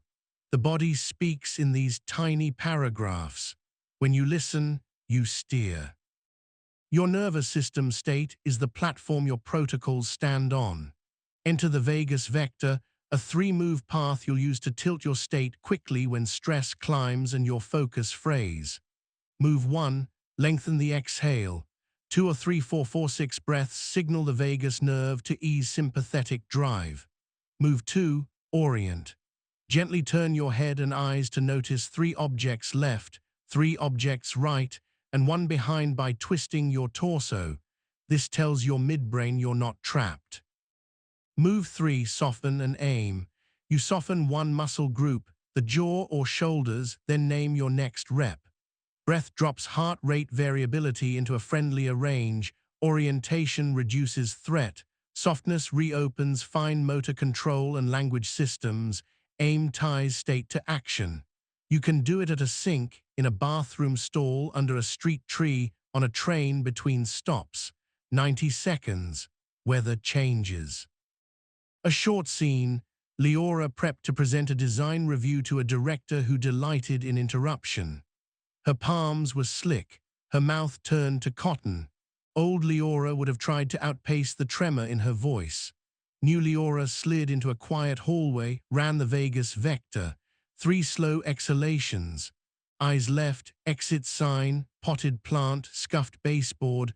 Eyes right, poster, light switch, a colleague's coffee cup, and a small twist to peek back at the busy room. Jaw softened, then the aim. I'm the kind of person who leads with the outcome and asks for the decision I need. In the room, her voice still shook on the first sentence, then settled. She named the outcome, asked for the decision, offered 2 paths. The director interrupted twice. Leora echoed, then returned to the arc. When she sat down, her ribs felt spacious. The body had been an ally. Fuel matters, not because you're auditioning for sainthood, but because your brain is energy-hungry and moody when fed roller coasters. 2 practical shifts stabilize the ride: front-load protein and front-load water. 30 grams of protein in the first meal and a glass of water before the first coffee soften the late-morning crash that turns emails into cliffs. You don't need a spreadsheet. You need a habit you can do in a kitchen with fluorescent light. Eggs, yogurt with nuts, leftovers with beans, a smoothie that isn't dessert. Your prefrontal cortex cares far more about having fuel than about your spoken opinions on nutrition. It rewards you with steadier aim and fewer "what was I just doing" moments. Touch the rim of your cup. Notice the temperature. Hear the small clink if you set it down. Let the breath roll in and out of your belly like tide. You are not making a religion out of food. You're making a truce with a body that works better when you don't spike it and crash it. Sleep seals the day's learning with glue you can't buy. You will respect it without making it fragile. Two anchors matter most: a consistent rise time and a wind-down cue your nervous system understands. Rise time sets your circadian rhythm like a metronome. Wind-down tells your brain the performance is over. The cue can be humble: lights dimmed, a mug of something warm, a page or two of fiction, phone parked outside the bedroom like a dog that needs to stay in its kennel. When worry visits, you use the thought parking lot. Write one line per worry and a next smallest wise action tag for tomorrow. The brain releases what it knows it won't forget. You are not ignoring your life. You are respecting your lanes. On a narrow street apartment, Sam used to scroll until midnight and hate the person who greeted him in the mirror. He picked a 10:30 wind-down cue, lamp low, shower warm, thought parking lot on a scrap of paper by the sink, 3 breaths counting down 5, 4, 3. He kept his wake time at 7 even after late nights, took morning light seriously, and watched his afternoon energy stop falling off a cliff. His identity shifted from "I'm not a morning person" to "I greet the day on purpose." He didn't join a sleep cult, he kept a promise. Check the air on your upper lip. Cool in, warm out. Notice the stretch along your back if you pull your shoulders slightly together and then let them fall. Sensory honesty first. Strategy second. That is the order that keeps you humane. There's a tiny practice called heat map scheduling that pairs beautifully with the 3-gear day. You notice when your body naturally feels warmest and sharpest, and you park your deep work there. You notice when your body feels cool and diffuse, and you park drift there. You don't fight your chronotype like an enemy. You negotiate with it like a roommate. Over 2 weeks you jot: midday feels swampy, 4 p.m. surprise energy, 9:30 a.m. clean beam. You move your builder room 20 minutes to catch the crest. This isn't coddling, it's surfing. During a soggy stretch of deadlines, Nikhil tried to brute force 6 a.m. writing because a podcast told him to. He felt like wet chalk. His real heat hit at 9:30 after a short walk and quiet coffee. When he shifted, words stopped sounding like they were dragged across gravel. He didn't become a different person. He rode his wave. Movement isn't a punishment for food. It's a language the brain trusts. On long sit days, you'll run micro-move intervals, 60 seconds every 90 minutes. The interval is gentle: stand, reach up, roll shoulders, 5 slow squats, sit. Blood flow resets, the default mode network quiets, and your next deep block lands faster. You don't need a watch command. Pair it with your debrief, your bathroom break, your glass of water. You're not trying to be an athlete at your desk.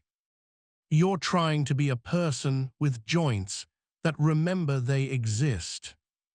Place both feet on the floor. Spread the toes inside your shoes. Feel the edges, the pressure. Let your exhale carry a small sound, a sigh you don't have to hide. That's your body saying, "Thank you for not treating me like a cart for a brain." Stress will still knock. You'll combine vagus vector with a micro practice called temperature and texture. Cold on the skin can nudge the nervous system toward parasympathetic, so can pleasant touch. A splash of cool water on your face, a rinse of wrists under cold tap, a palm pressed on your chest or the back of your neck, a sweater that feels like a kind hand. These are not luxuries. They're levers. When an email lands like a punch, you do T and T before you do paragraph 2. You are training your body to believe you when you say, "We can handle this." An anecdote from a cramped home office. June ran a remote workshop while her neighbor drilled concrete. The sound scattered her brain like marbles on tile.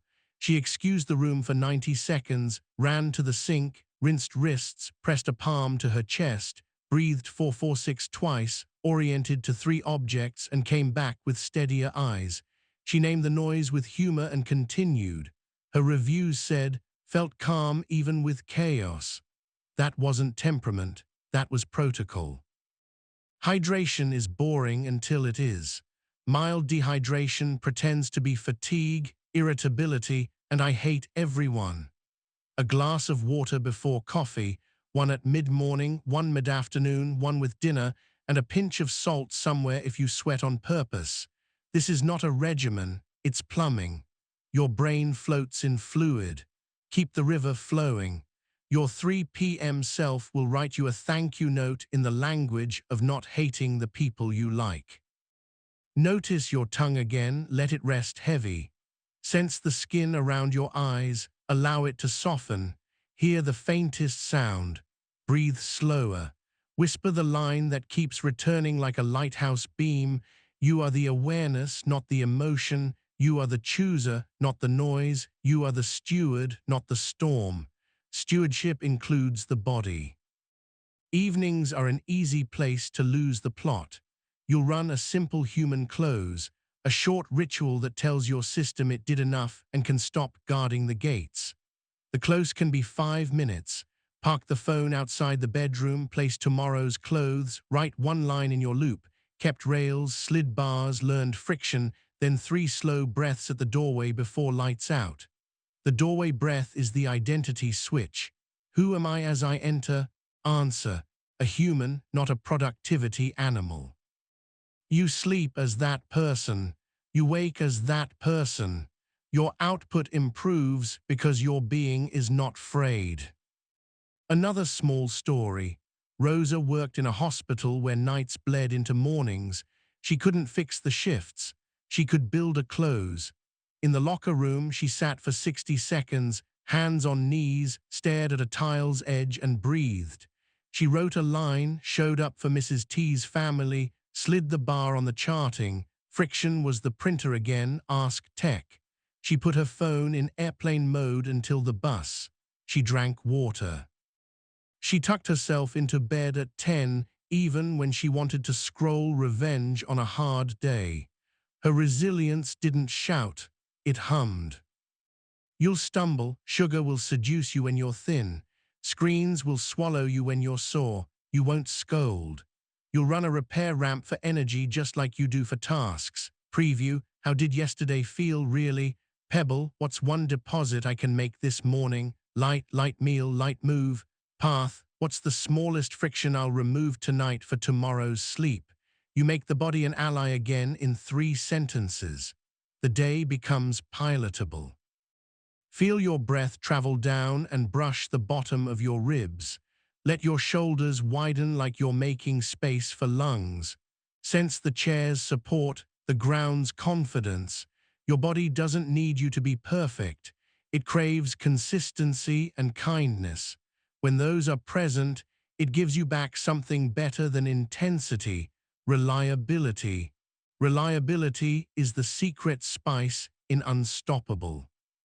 There's a posture trick you'll use in moments of doubt, the tall melt. You lengthen your spine as if a string lifted the crown of your head, then you melt your shoulders down and wide. The combination communicates ready and safe. It's how athletes stand in tunnels before games, alert, not alarmed. You can do it at your desk, in a doorframe, on a bus. Tall melt tells your nervous system a story it likes. We can handle pressure without shrinking or puffing up. Then your words come out cleaner. You will carry these practices into the next weeks without turning your life into an optimization game. Optimization is brittle. Stewardship is flexible. Stewardship notices, adjusts, forgives, repeats. Stewardship plays a long season and accepts rainouts. Stewardship keeps a rail alive when the weather is rude. That is the identity you're building, not invincible, but resilient, not hard, but strong. Right now, take one breath long enough to feel your ribs widen. Place your hand on your chest and feel the thump that means you get another try. Whisper the smallest promise: tomorrow, light, light meal, light move, morning deep. Vegas vector when the room gets loud, human close at night. That's the budget. Those are the gears. That is the vector. You will spend better, not more. When your alarm slices the dark and your jaw tightens, you won't reach for heroics. You'll stand, find the window, let the day touch your eyes. You'll drink water, eat simply, move gently. You'll choose deep while the tide favors you. You'll downshift instead of stalling. You'll soften your jaw and name your aim. You'll close your day without groveling for permission to rest. And as the weeks stack, you'll notice a quiet confidence that doesn't need a speech. It lives in your bones. It sounds like calm footsteps on floors you used to tiptoe across. Tomorrow we turn the lens inward to your self-talk, the narrator who lives in your head, and how to turn it from a heckler into a coach who loves you enough to be honest. For tonight, write one line in your loop. How did you steward your energy? Then treat sleep as training, not time lost. The body you wake up in is the boat that will carry your plans. Treat it like the vessel you trust with your life, because you do. The voice in your head has been trying to help you with a hammer. It yells to keep you moving, judges to keep you safe, catastrophizes to keep you prepared. But a hammer can't tie your shoes or write code or ask for what you want. Today you will retrain that voice from heckler to coach. Not with cheesy affirmations pasted over fear, but with language that changes state, attention, and action in real time. The science is practical. Language recruits the prefrontal cortex. Self-distanced talk cools the amygdala. Naming thoughts as thoughts cuts the Velcro between story and self. Compassionate tone lowers cortisol and increases task persistence. You'll learn the inner coach protocol and the three-window reframe, then lock them in with the mirror minute and a nightly line edit. When your narrator changes, your day changes. When your day changes enough times, that becomes you. Place your feet on the floor and feel the grain or the smooth plastic through your shoes. Let your jaw unhook the width of a fingertip. Inhale for 4, hold for 4, and let the exhale stretch to 6. Sense the temperature at your nostrils, cooler on the way in, warmer on the way out. Now listen for your default narrator. Maybe it says you're late, you're behind, don't mess this up. Don't argue with it. Use the inner coach protocol, which has 3 moves: distance, direction, and do. Distance means you switch to second or third person to create cognitive room. You've done this before, or your name, breathe. Direction means you give one verb phrase anchored to a value, open the doc and write a crooked first sentence, or ask one clear question. Do means you take the next rep within 60 seconds. The magic is the sequence. Distance cools the heat. Direction focuses the beam. Doing teaches the nervous system that talk is not theater, but ignition. There's a Tuesday morning story in an elevator that smelled like steel and stale coffee. Maya's calendar had a meeting labeled feedback, which often meant ambush. The old narrator offered a highlight reel of disasters. Maya pressed her thumb to the cool railing, breathed 446 once, and ran in a coach. Maya, breathe. Curiosity, then clarity. Ask, what outcome would be a win for you? In the room, her heart still galloped for the first minutes, but her mouth followed the coach's verbs. The conversation turned from blame to scope within 5 minutes. When she left, the inside of her ribs felt roomier. The coach hadn't coddled her, it steered. Touch your sternum lightly, feel the lift of inhale and the slide of exhale. Soften the muscles at the back of your neck. Your coach needs a second tool, the 3-window reframe. Imagine 3 panes of glass you can look through at any moment: threat, truth, and target. Threat shows the first dramatic story your survival brain tells. Truth shows the smallest verifiable facts. Target shows the next controllable move that serves your value. You don't erase threat, you see it and move windows. Threat, I'm going to bomb this presentation and they'll regret hiring me. Truth, I have 8 slides, I know the demo, 2 colleagues said the dry run was solid. Target, rehearse slide 4 once and prep a single question for Q&A. Moving windows doesn't make the world easy, it makes your brain usable. Notice your hands, are they cool or warm? Is there buzz in your fingertips? Let them rest heavier by a few ounces. The phrase that glues everything together is cognitive diffusion. I'm having the thought that, you'll use it as a tiny wedge. I'm having the thought that I'm behind feels different than I'm behind. The wedge restores choice.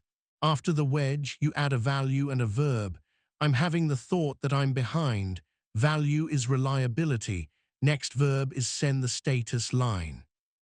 Thought loses its costume as truth and returns to being a weather report you can walk through.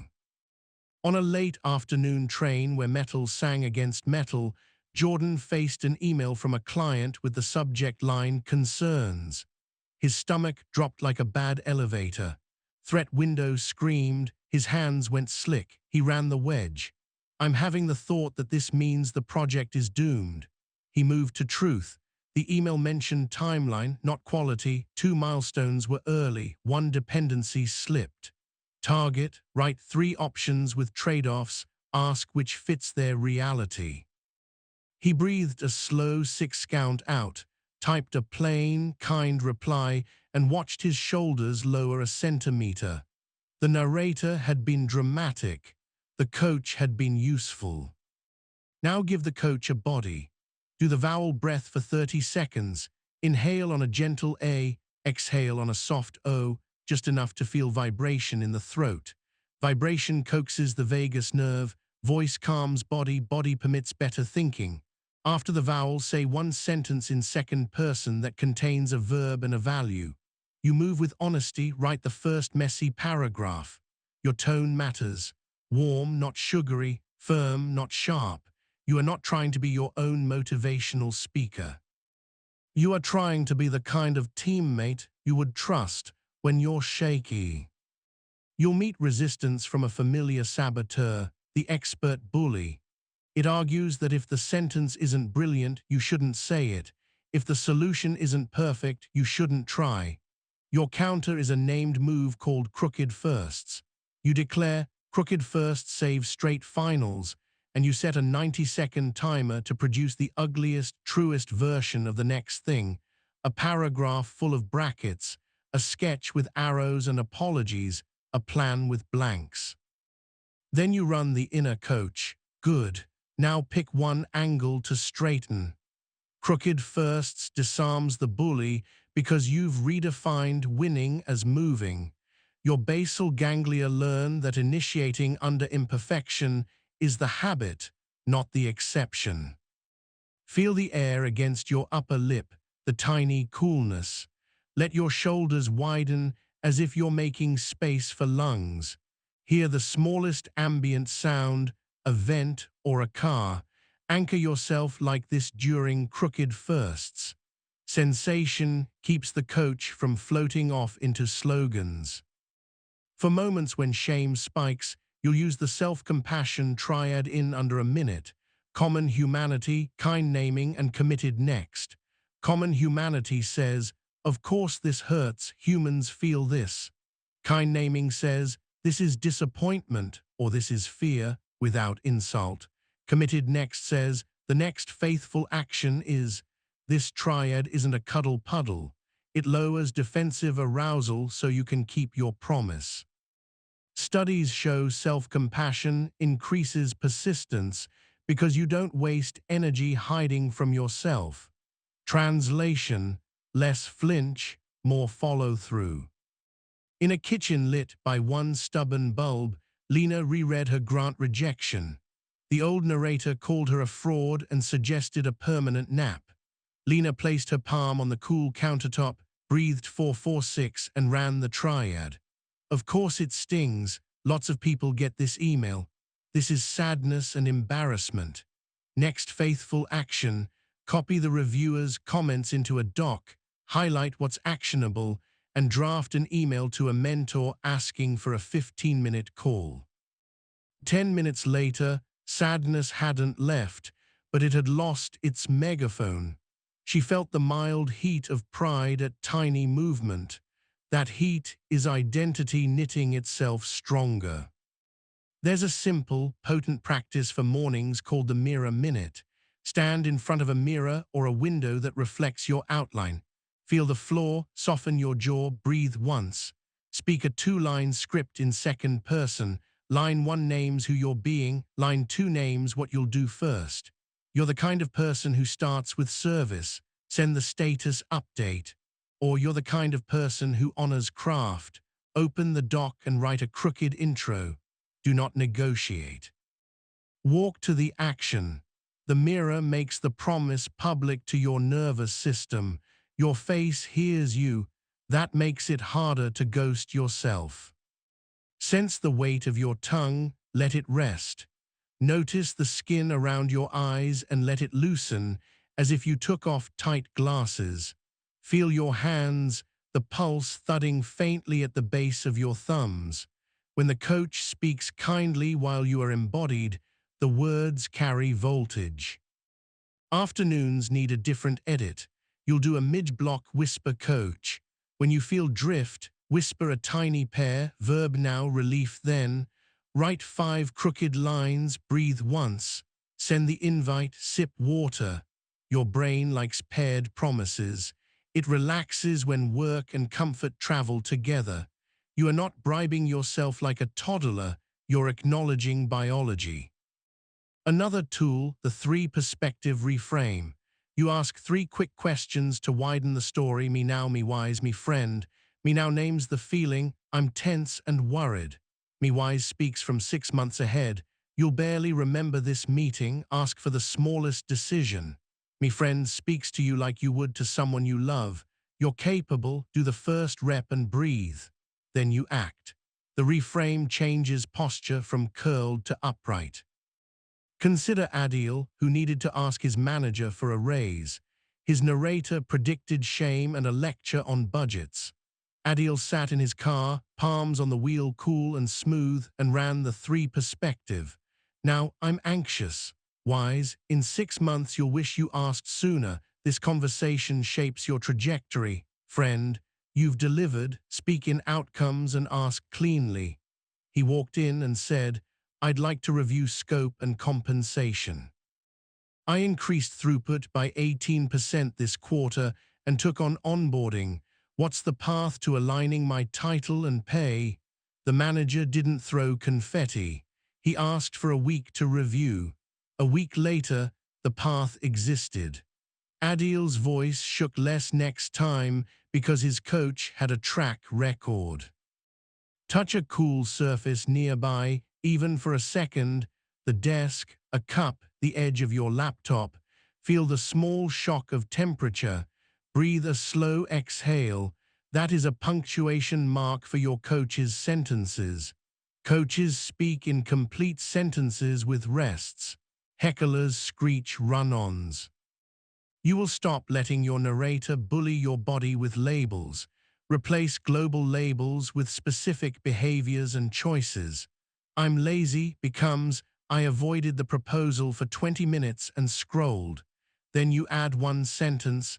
The smallest repair is opening the doc and typing the ugly outline. Specifics you can change. Labels you wear like wet coats. Your coach is allergic to wet coats.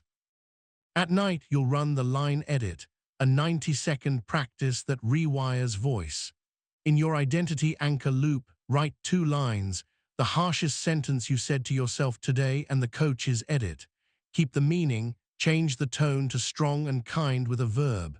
You blew it becomes, you missed the mark at minute 12, send a follow-up with the fix. Over a week, you'll notice patterns, same insult, same trigger. You'll preload a coach line in your morning mirror minute specifically for that trigger. Preparation makes surprise smaller. Feel the air move across your throat. Let your shoulders slide down and back like a coat hung properly. Listen for the softest hum in the room.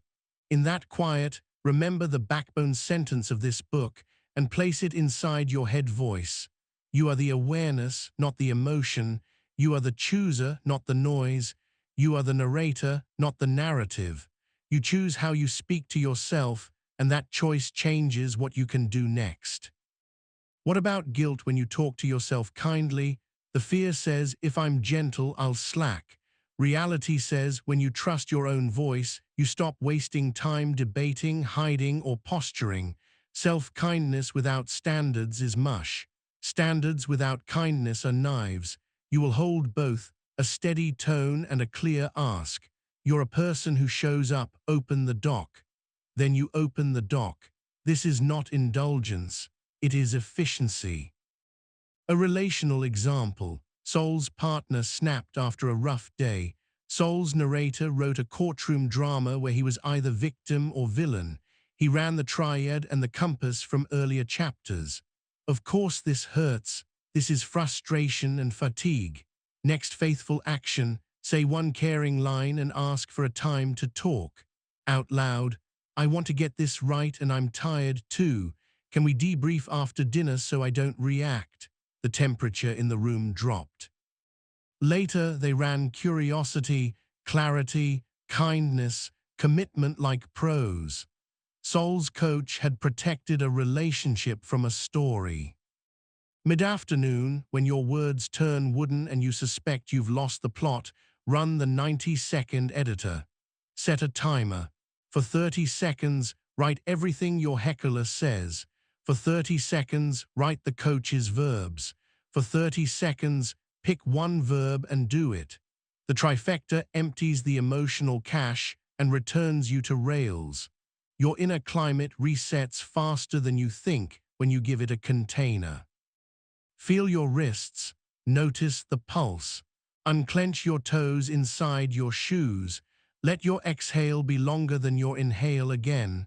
Sensory honesty remains your doorway back. Words spoken from a settled body stick. You've seen that talk changes chemistry. You'll end today with a micro-ritual that folds talk into identity, the nameplate. Write a small line at the top of your Builder document each day before you begin. Coach, your name, today's ask, one verb, one object. Example, Coach Erin, today's ask, draft crooked intro. When you finish, delete the line. Tomorrow, write a new one. The nameplate trains your brain that a steady, trusted voice sits in the control seat at the start of work. Familiarity lowers startup cost. Lower cost means more starts. More starts, more finishes. More finishes, more trust in you by you. Tonight, when you brush your teeth under humming bathroom light, glance at yourself once and say one clean sentence in second person about who you're becoming. You're the kind of person who returns. Feel the bristles, hear the water, watch the foam, then sleep. Your brain will replay the day and grow what you used. You used the coach. Tomorrow we turn the coach outward toward money, career arcs, and strategic bets. How to choose opportunities, say no to good in service of great, and build antifragile plans that survive turbulence. For now, breathe once, place your palm on your chest, and whisper the line that keeps you steady. You are the awareness, not the emotion. You are the chooser, not the noise. You are the narrator, not the narrative. Then pick one small verb and do it, so your voice and your life rhyme. Strategy is not a spreadsheet, it's a posture. It's the way you stand inside uncertainty with a steady spine and a curious gaze. You've built rails, trained focus, protected boundaries, tuned self-talk. Now you widen the game to money, career, and bets that stretch over seasons. The nervous system hates fuzzy futures. It tries to shrink them into today's anxieties or inflate them into grand plans you can't touch. Today you'll install two decision frameworks, opportunity triage, and the Barbell Bets Model. Then add the option garden, a practical way to grow small possibilities without starving your present. You'll weave them into an anti-fragile plan that doesn't crack when the world stutters. The goal isn't to predict. The goal is to choose with clarity, fund your future self, and stay free enough to pivot without panic. Begin with opportunity triage. Picture a simple board in your mind where every offer, idea, or fork in the road lands for 60 seconds of sober attention. The triage line runs through 4 filters in order: values, vehicle, velocity, and variance. Values asks whether this path feeds who you're becoming. Vehicle asks if your current skills and assets can actually move on this road without you reinventing the wheel overnight. Velocity asks whether progress will be visible in 90 days, because you need evidence to keep a nervous system engaged. Variance asks how wide the outcome spread is and whether you're paid for the risk. If a door fails values, you pass. If it passes values and vehicle but fails velocity, you shrink it to a pilot that proves or kills it. If variance is high, you only take it if the upside changes your trajectory and the downside won't break your rent, your relationships, or your reputation. You are not allergic to risk. You are allergic to unpaid risk. Feel your feet press into the floor. Sense the slight cool at your nostrils on the inhale and the warmer drift on the exhale. Let your shoulders drop a single notch, as if someone untied a tight knot between your blades. Whisper the quiet line, "I triage before I chase." Imagine the last shiny thing that darted across your week.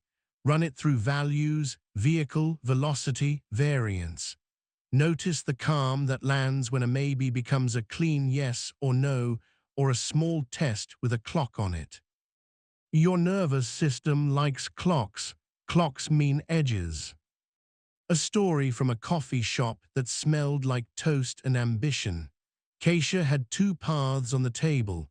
A startup dangled a title and equity with the charm of a magic show. Her current role offered a scope expansion and a duller paycheck.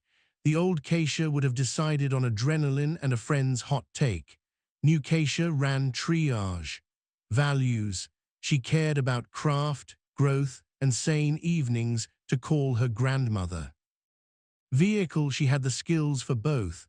The startup needed a Swiss Army knife. Her current shop needed a scalpel. Velocity. The startup promised rocket ships and a blurry map. The scope expansion gave her a team and a metric she could move in Q1. Variance. The startup's upside could change her life. The downside could hand her a resume gap and a drained nervous system. The current path had modest upside and low tail risk. She wasn't scared, she was sober. She designed a pilot. She negotiated a 6-month outcomes-based trial inside her current company that added a shipping mandate and a decision gate, and she asked the startup for a shadow month to solve a real problem before signing. The startup balked. The shine dimmed. 6 months later, she had shipped a win, earned a raise, and built optionality for a leap she could fund. This wasn't caution. It was informed courage. Place a palm on your sternum, feel the rise and fall. Breathe 4 in, hold, and 6 out. Hear the soft click of the room, an appliance hum, a distant car. Sensation keeps strategy from becoming theater. From here you build the Barbell Bets Model. Imagine you're holding a barbell, heavy weights at both ends, a solid bar connecting them. At one end sit safe cash flows, work that is boring enough to be reliable and reliable enough to fund your life and learning. At the other end sit asymmetric bets, small, cap-time projects with potential to alter your trajectory if they work and a trivial cost if they don't. In the middle, the bar sits your craft, deliberate practice that compounds regardless of where you work. Most careers fail by placing everything in the middle with no ballast or wings. Your barbell gives you ballast and wings. Safe cash flows cover rent and reduce desperation. Asymmetric bets keep you from calcifying. Craft keeps you employable across weather. You'll start by naming one safe cash flow you can keep or create that doesn't drain your soul. Maybe it's a consulting lane on Tuesdays, a course you deliver quarterly, a retainer client who loves your reliable updates. Then you'll fund 2 asymmetric bets per quarter. That might be a prototype, a niche newsletter, a workshop in a tiny community, or a lightweight app. You cap each bet at a clear amount of time and money, and you set a kill or continue date. The craft in the middle gets a weekly block no matter what, the practice that makes you better at creating value, code quality drills, design critiques, writing reps, sales calls with post-mortems. The barbell is not glamorous, it's durable. It makes layoffs sting less and luck more likely to find you working. Feel the chair hold your weight. Let the exhale grow longer, like pouring water slowly so it doesn't splash. Say the identity line, I am the kind of person who pays myself first in time and money. That sentence bridges into the option garden, a calmer cousin of hustle culture. Gardens don't grow by screaming at seeds. They grow when you plant, water, prune, and accept seasons. Your option garden is a 2-hour weekly block where you cultivate 3 categories: relationships, reputation, and revenue experiments. Relationships means 1 warm reach out, 1 thank you, 1 introduction, no agenda, just value. Reputation means 1 small public artifact of your craft, thread, demo, case study. Revenue experiments means a micro-offer that tests a question. Will 3 people pay for a 1-hour clinic on X next Tuesday? You keep the blocks sacred, rain or shine.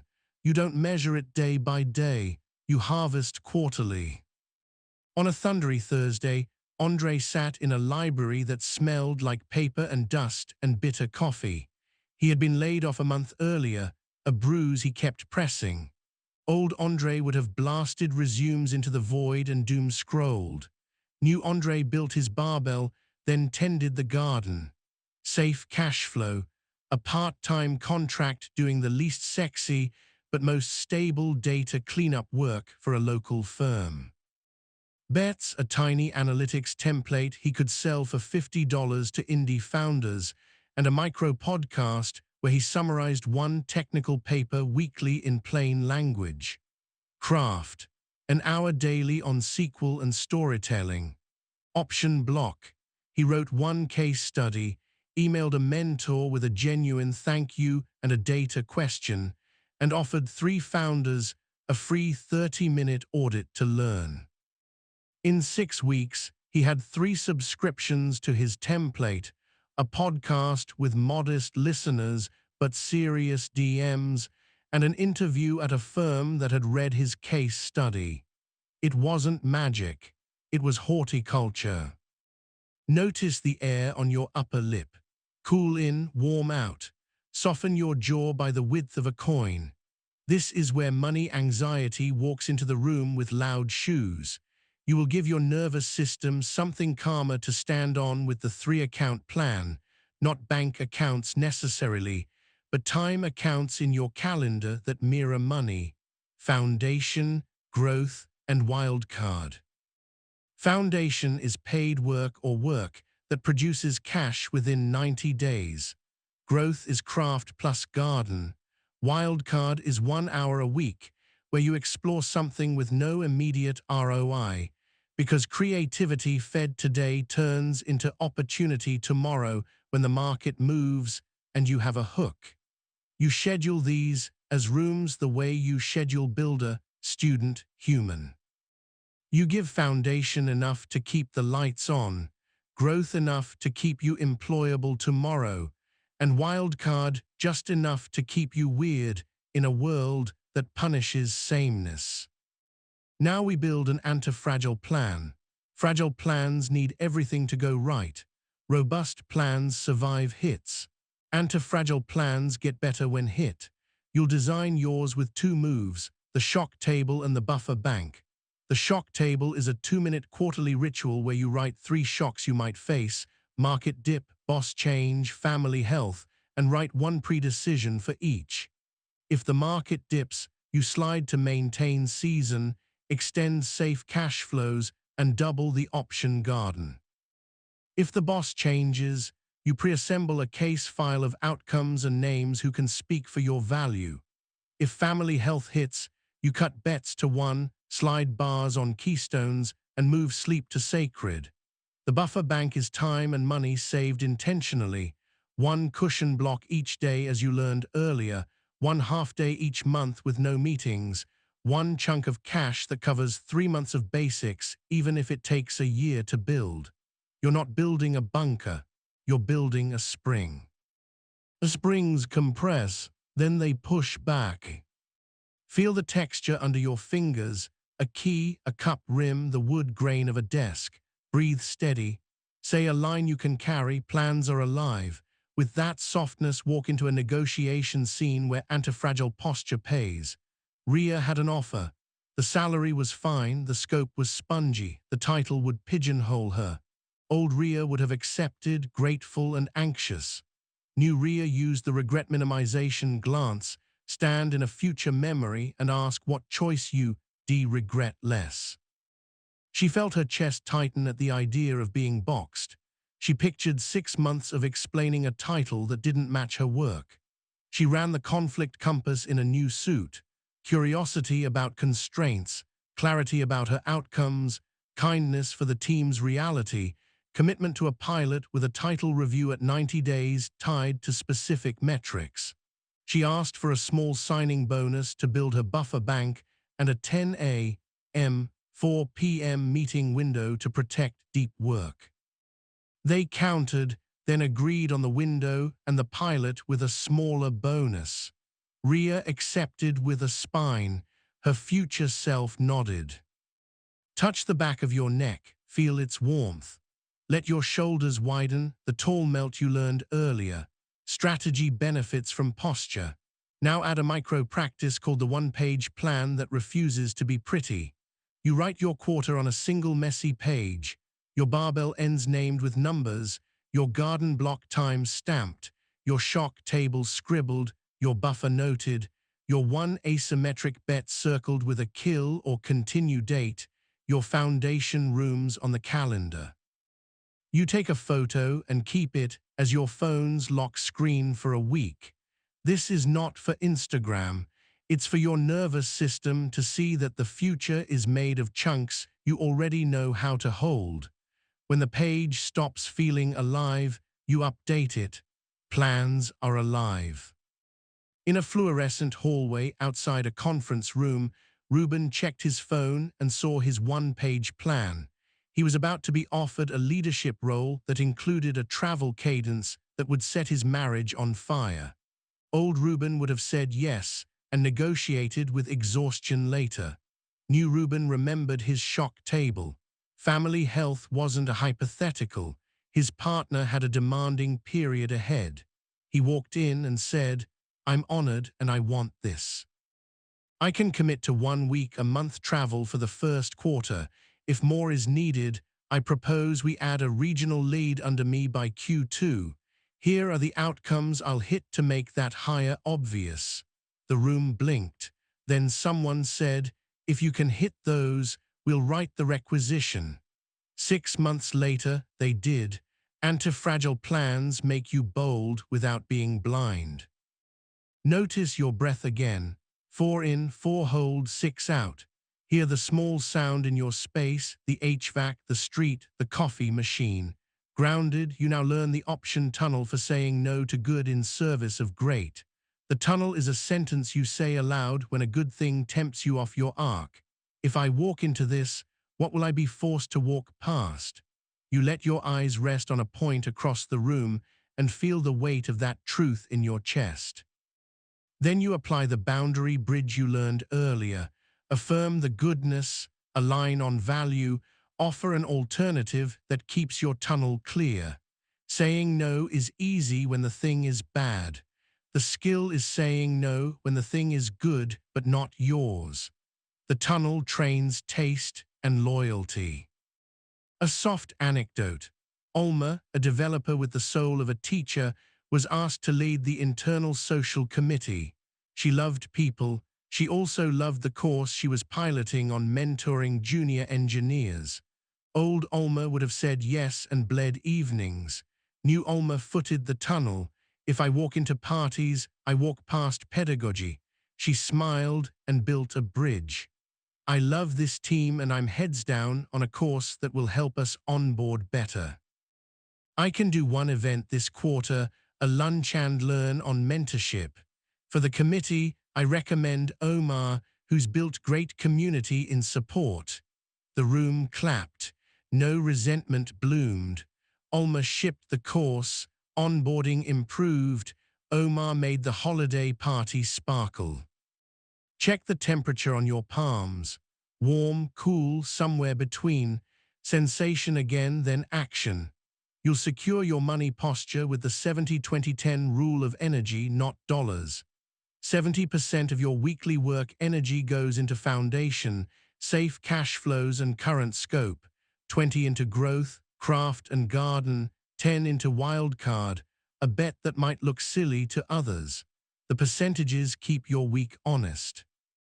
The most dangerous week is the one that feels full but has zero energy in growth and wildcard.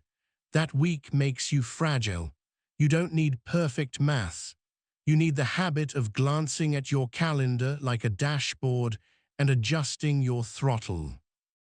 There will be months when the graph looks like a flat line and you'll fear you chose wrong. You won't solve that fear with frantic pivots. You'll use the 2-quarter rule. Don't judge a new bet until you've given it 6 earnest, logged, iterated reps. After 6 reps, you run a calm post-mortem. What worked? What was noise? What's the next right smaller experiment or a clean exit?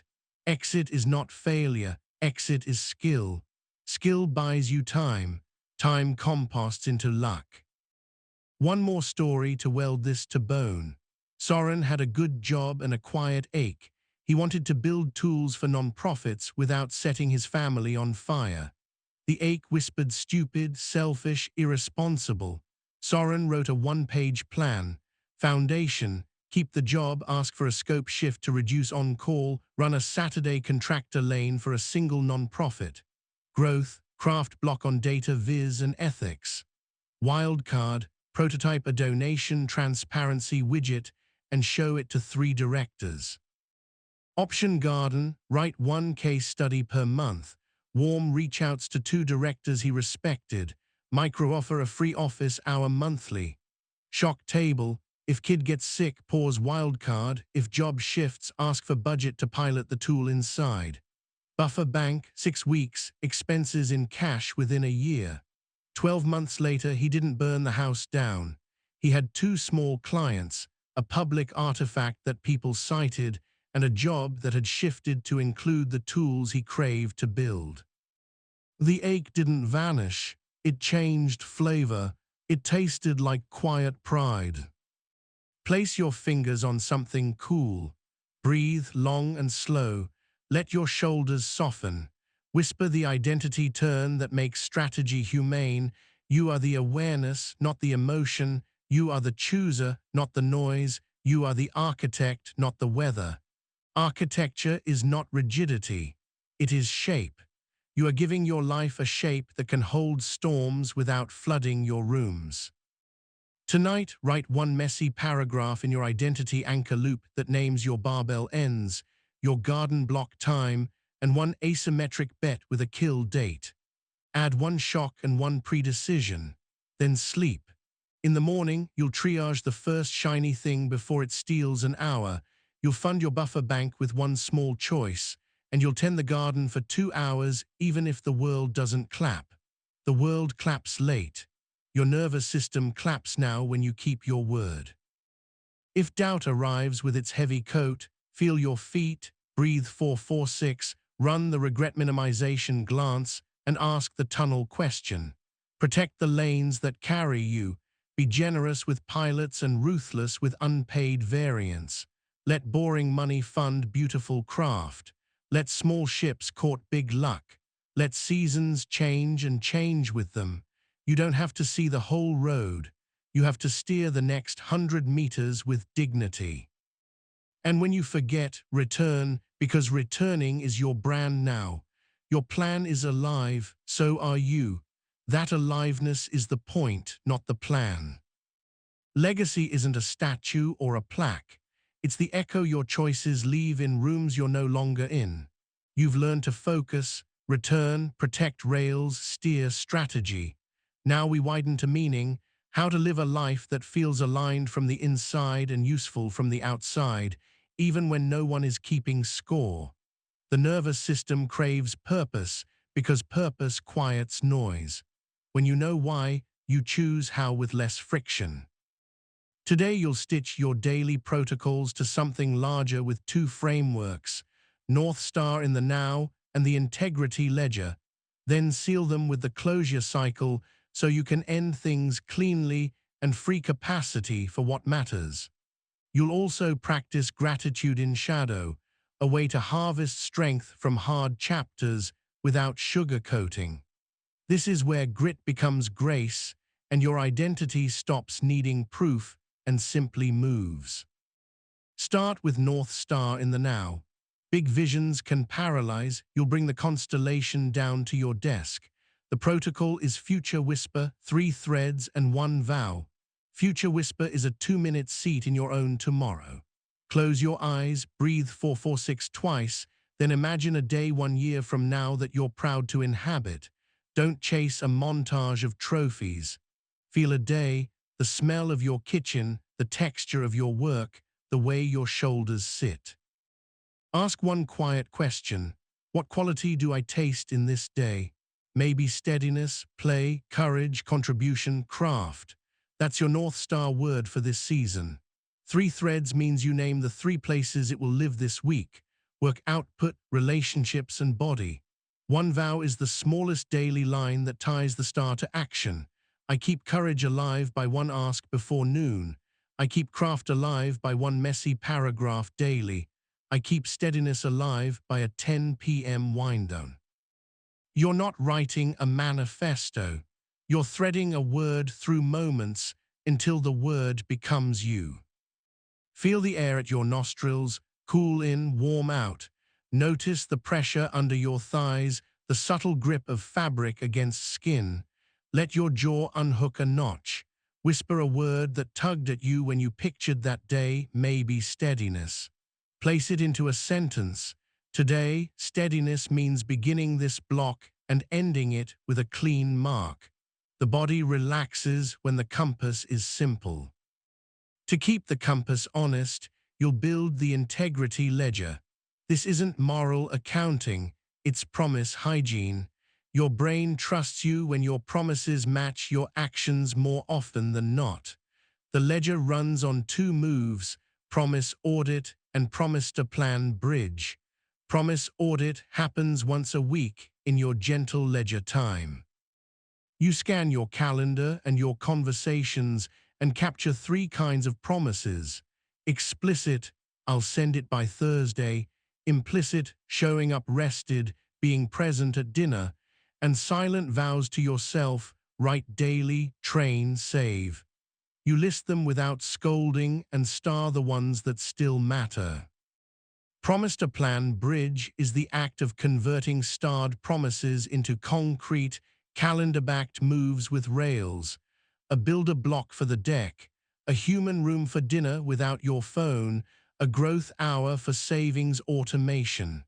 The bridge protects identity from erosion. Without it, intention leaks into resentment. With it, your days click with a soft sense of rightness. In a buzzing hallway that smelled like toner and warm plastic, Ezra realized he'd become a collector of vague yeses. Tiny flakes of guilt dusted everything. He sat on a stairwell, back against cool metal, and ran a promise audit on a crumpled receipt. Explicit, send board notes, rescope feature be implicit, focus when mentoring Lena, be home by 7 twice this week. Silent, write a paragraph a day. He starred 4, walked back to his desk, and bridged each 30 minutes for notes at 4 p.m., a contain block to Rescope B, a student block with Lena Wednesday at 2 with phones in a drawer, calendar invites for dinners, a builder micro slot at 8 a.m. labeled crooked paragraph. As the invites went out, the dust in his chest thinned. Integrity is a nervous system lubricant. He felt it. Check your hands, warm or cool, let them rest heavier by a breath. Feel the back of your eyes soften as if you're looking at a far horizon. Your ledger needs a release valve for things that must end. Enter the closure cycle. Endings leak energy when you ghost them. They return energy when you complete them. The cycle has 4 beats: name, claim, clean, and close. Name means you speak or write the thing that is over, this role, this habit, this attempt. Claim means you harvest the skill or insight you earned. What I can do now that I couldn't before, what I know now. Clean means you tend to the human or logistical threads.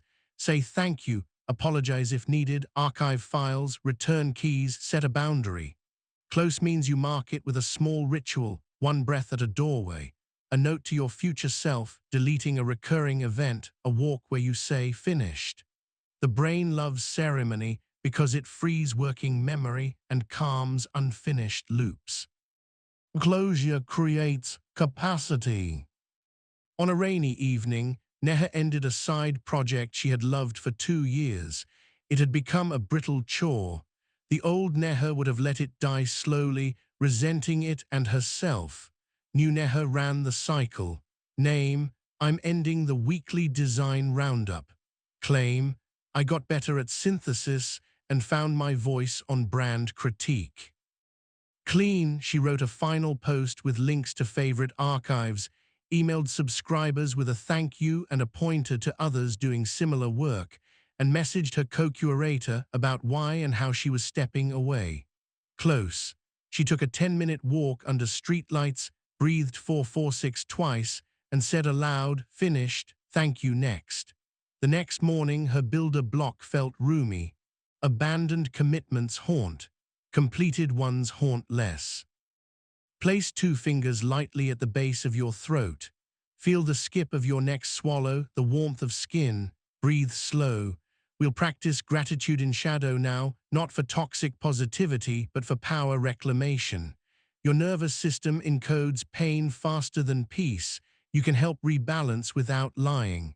The practice is a 1-minute write with 3 lines after a hard moment. Line 1, the wound, what hurt, plain and short. Line 2, the gift, in what way did this teach me, strengthen me, or steer me? Line 3, the boundary, what I will not allow next time. The triad protects truth while extracting value and erecting guardrails. Gratitude without boundary invites repeats. Boundary without gratitude breeds bitterness. Together, they metabolize the past into muscle instead of scar tissue that pulls you crooked. At a kitchen table scarred with rings, Dion wrote, wound client ghosted after using my proposal. Gift, I refined my discovery questions and spotted red flags earlier. Boundary, collect a deposit before research. He breathed, felt heat leave his cheeks and went for a short drift walk. Later, his option garden note read, update intake form. The old story, people take advantage, lost weight. The new story, my process protects my craft, gained it. Emotion didn't evaporate. It learned. Hear the softest sound around you, the fridge, a clock, a neighbor's footfall. Feel the chair hold you. Identity likes proof. We'll ink it with the sanctuary room you've been glimpsing all along. The sanctuary is not a place you escape to, but a room you carry. It has 3 features, a breath that opens it, a sentence on the wall, and a smallest act that consecrates it. The breath is your 446. The sentence is your star word vow. Steadiness ships 1 honest thing. Courage asks 1 honest ask. Play tries 1 silly attempt. The act is a tiny behavior that proves you entered. Placing your phone away for 20 minutes, writing a crooked paragraph, standing up to stretch. You can open this room at a bus stop, in a meeting at 2 a.m. with a child coughing. When you live from the sanctuary, your grit stops feeling like effort and starts feeling like alignment. You remember that unstoppable is not never stumbling, it's never losing the room. A scene in a hospital corridor. Teresa's mother slept with a rasp like sand through a funnel. Teresa's laptop hummed on a windowsill. Old Teresa divided, be a good daughter or a good professional, and lost both ways. New Teresa opened the sanctuary quietly. Breath. Sentence, love means presence and one solid rep act. She held her mother's hand until sleep deepened, then set a 30-minute timer, wrote a crooked but clean email that unblocked her team, closed the laptop, and returned to the chair by the bed. Guilt didn't vanish, but it stopped steering. She lived both vows in 1 hour. That is meaning, aligned action inside constraint. Check your jaw, let the tongue rest heavy. Notice the cool at your upper lip as you inhale, the warm drift as you exhale. Your North Star and ledger will pull against perfectionism. You'll counter with the good enough gate. Before you release or decide, you ask, does this meet the minimum bar for the value I named? If yes, you ship or choose. If not, you carve one more tiny pass. The gate prevents the identity leak, where you keep moving finish lines to avoid the discomfort of done. Done becomes part of your virtue, not a crack in it. You are allowed to live a good life at 80% and save your sprints for moments that deserve them. Meaning also depends on being part of something larger than your calendar. You'll build a micro-contribution habit. It's humble. Once a week, you use your craft in a way that clearly helps someone who can't pay you back. 15 minutes to fix a bug in an open-source tool you use. A page of feedback for a student. A call to an elder. Your nervous system, built for tribe, relaxes when it serves. Service without martyrdom is a potent antidepressant.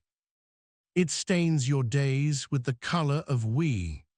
That color makes setbacks feel less like verdicts and more like weather, because you're not alone in the field.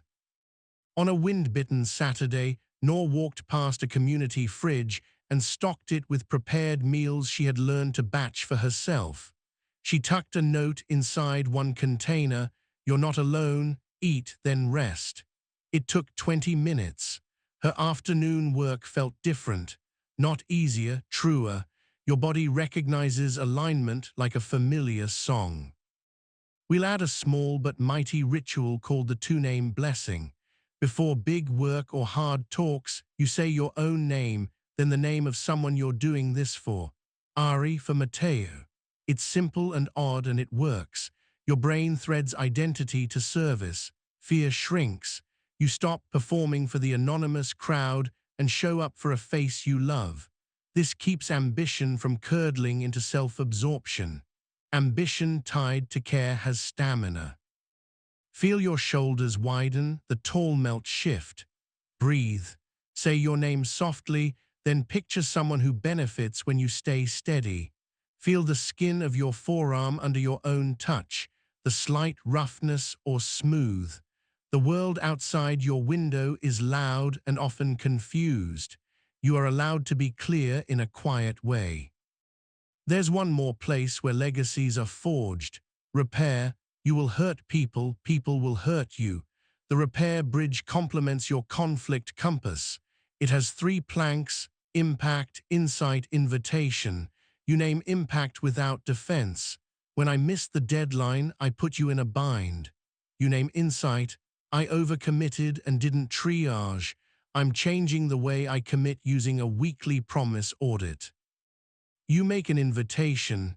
Here's what I can do now, and here's how I want us to work next time. Would you be open to that? Repair doesn't grovel. It takes shape and offers structure. Over time, this becomes part of your reputation, someone who owns the mess and builds better lanes.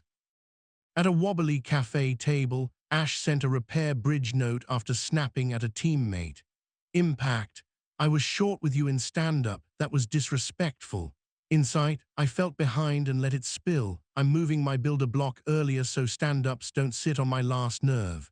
Invitation, I'm sorry. If I do it again, please say pause and I'll reset. The teammate wrote back, thanks, I felt it, I'll say pause. The bridge held. Ash's identity as someone safe to work with grew roots. Your rituals will try to proliferate like ivy. Keep them pruned with the sacred few list, the 3 practices that change everything for you. For this season, perhaps the unstoppable switch, the focus lattice, and the integrity ledger, or the reactor chain, the boundary bridge, and the mirror minute. Write them on a card. When life tilts, safeguard these 3 first. Complex lives survive on simple anchors. The rest is flavor. Feel your breath in the back ribs, the subtle widening like a book opening. Hear the small hum again.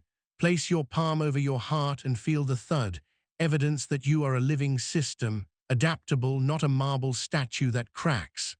Whisper the sentence that keeps returning, let it fill the room. You are the awareness, not the emotion. You are the chooser, not the noise. You are the steward, not the storm. Now add the last turn for legacy. You are the presence, not the performance. When presence leads, performance improves as a side effect. When performance leads, presence leaves, and you live in a hall of mirrors. A night scene to stitch it all. You sit by a window with city lights like scattered salt. The room smells faintly of paper and citrus. Today you kept 2 promises and slid 1 bar. You ran a closure cycle on a committee that didn't need you anymore. You wrote a crooked paragraph and sent a clean apology. You stood in your sanctuary twice and let the world be loud while you were quiet. Before bed, you did a value receipt and a promise audit. You turned off the lamp and lay down, feeling the mattress hold your weight. For a moment, the old craving to be admired rose in your throat. You placed a hand there and breathed. You remembered the 2-name blessing, your name, then someone you love. You slept not because you had exhausted yourself, but because you had aligned yourself. Tomorrow you will wake, meet light with your eyes, sip water, and step back into a life that fits from the inside. When you teach yourself this way of being, you teach others by accident. Colleagues copy your rails without knowing the names. Children copy your pauses. Friends copy your repairs. The echo is your legacy. It's not flashy. It's durable. Like a well-built bridge in a town that never knew the engineers' names, but uses it every day to get across. We have 1 chapter left. It will braid everything, a 30-day protocol that makes the identity you've rehearsed so far feel inevitable. It will set you up to relapse gracefully and recommit without drama. It will end with a vow that isn't dramatic but is hard to break because it will live in your body, not just your calendar. For tonight, breathe once more, feel the floor, whisper your star word and close your eyes. You're not chasing proof anymore. You're practicing presence. That's the real, unstoppable. 30 days can change the way your nervous system spells your name. Not because a month is magic, but because a month is long enough for repetition to lay myelin and short enough for your brain to believe it can finish. Today you will braid everything into a 30-day identity sprint, a living protocol that fits inside your calendar, not on top of it. You won't chase a perfect streak. You'll train a resilient one. The sprint uses 2 engines, the 4R loop, rehearse, run, record, refine, and the relapse reboot, a 2-minute ritual that turns missteps into momentum. By the end, you won't be borrowing grit from inspiration, you'll be spending it from habit. This last chapter is a vow written in action. Quiet, specific, durable. Begin with rehearse. Each night you will spend 3 minutes previewing tomorrow's rails. You'll open your calendar and paint 3 rooms on top of whatever meetings exist. Builder, student, human. Then you'll attach an identity line to each room and pre-write its tiniest target. Builder, I am the kind of person who ships one visible unit. Target, crooked intro, saved. Student, I am the kind of person who learns visibly. Target, read 5 pages and write 2 sentences. Human, I am the kind of person who restores to be ready. Target, 10 minutes stretch or walk. You'll close with 1 breath and a single sentence. Tomorrow I begin gently and move. Rehearsal lowers startup cost. Lower cost makes beginning almost rude to refuse. Now run. Mornings start with light in your eyes, water in your mouth, movement in your joints. Your first deep block begins within 90 minutes of waking. You post your aim, today I see the first page complete, and you anchor and arrow back every time your mind drifts. You keep the single thread sacred. You surf urges with a 20-second gaze box, and you protect the last 10 minutes as a cushion. Midday you downshift to cruise, messages, coordination. Then late afternoon you add a drift reset and a 30-minute deep sprint. You don't chase heroics. You treat your day like gears in a bike, clicking up and down to keep the chain on. Momentum is a rhythm you can hear in your breathing.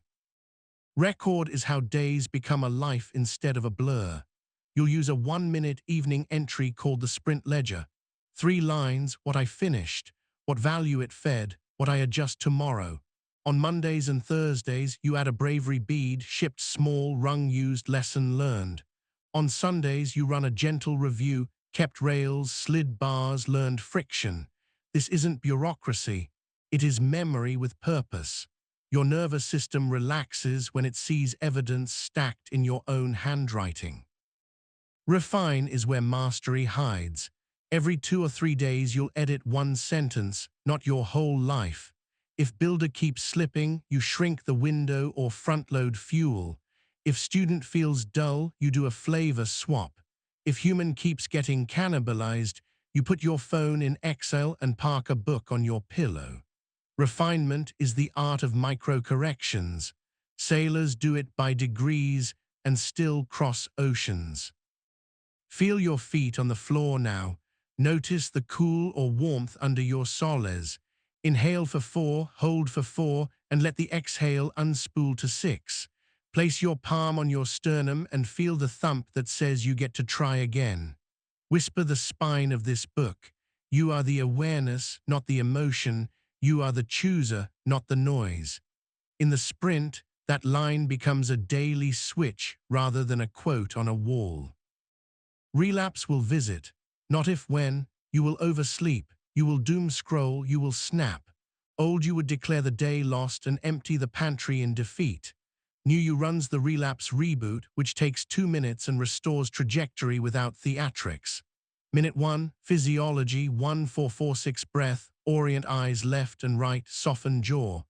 Minute 2, posture and pin, say the identity line out loud, then pin a tiny target to the next available 5 minutes. I am the kind of person who returns, pin, open the doc and write the ugliest 3 bullets. You do it immediately, you mark it, you melt with 1 breath. The day is not saved because it didn't need saving. It needed steering. You just steered. The sprint asks for 1 relationship promise and 1 money promise too, because identity leaks through those cracks. Relationship promise, weekly micro-contribution and 1 boundary bridge used in real conversation.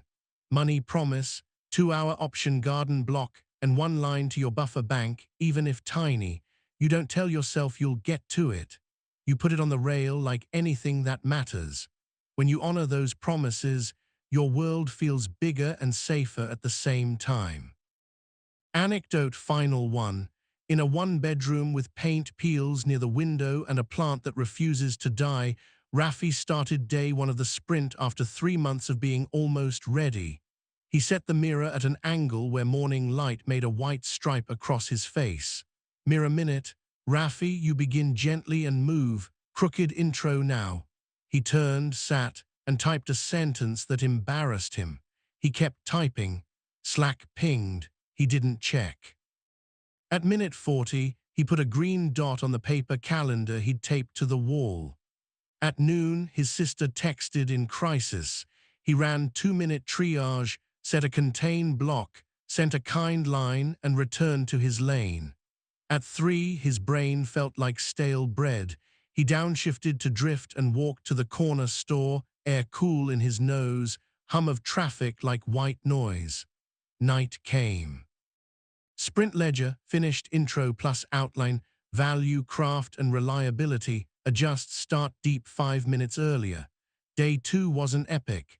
Day 2 was similar, with one stumble and a relapse reboot after a scroll spiral. Day 12 he missed entirely. He used 2-day mercy and slid the bar.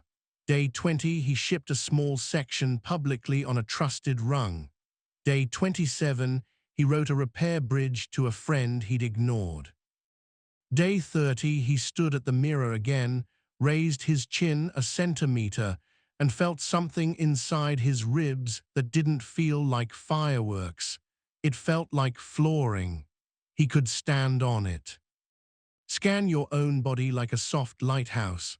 Forehead, smooth the skin with attention.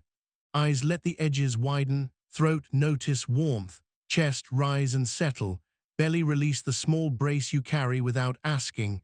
Hands heavy by an ounce. Feet anchored. Breathe. Say the vow aloud in a whisper. I practice returning. The vow is the smallest possible promise that holds the largest possible life. When you practice returning, you don't need to be perfect. You need to be honest and kind and consistent. Your brain will meet you there. Biology is biased toward repeaters. You'll seal the sprint with a final named move, compass calendar overlay. On the first day of each week, you write your North Star word at the top of your calendar and overlay it on each room. If your star is steadiness, you put steadiness in the builder line, ship 1 honest unit, steadiness in student, learn visibly, steadiness in human, sleep and stretch. If your star is courage, you embed 1 ask into builder, 1 voice into student, 1 boundary into human. Your calendar stops being a grid of demands and becomes a map of who you're practicing being. Mapping identity onto time is the quiet trick that keeps people going when the crowd stops cheering. You might ask, what happens on day 31? Nothing cinematic. You start another month, but by then, your unstoppable switch feels less like a protocol and more like a reflex. Your focus lattice is a habit, not a diagram. The 90-second weather rule arrives on its own. The break, fall, and 2-minute triage show up before panic writes the script. The boundary bridge and conflict compass keep relationships from consuming or starving your rails. Fuel switch keeps your engine clean. The reactor chain clicks without ceremony. The exposure ladder and ship small often turn bravery into a cadence. The mirror minute edits your narrator. The barbell bets and option garden let you play long games without burning out short ones. The integrity ledger keeps your promises from rusting. The sanctuary room opens with a breath in line at a pharmacy or beside a hospital bed. You don't carry all the names in your pocket. You carry their muscle memory in your body. Let the room you're in speak to you now. The hum, the light, the texture under your palm. Let the breath drop all the way down and return. There will be days ahead when grief sits heavy, when work bores you, when fear shouts, when your plan breaks because life rightly doesn't care about your plan.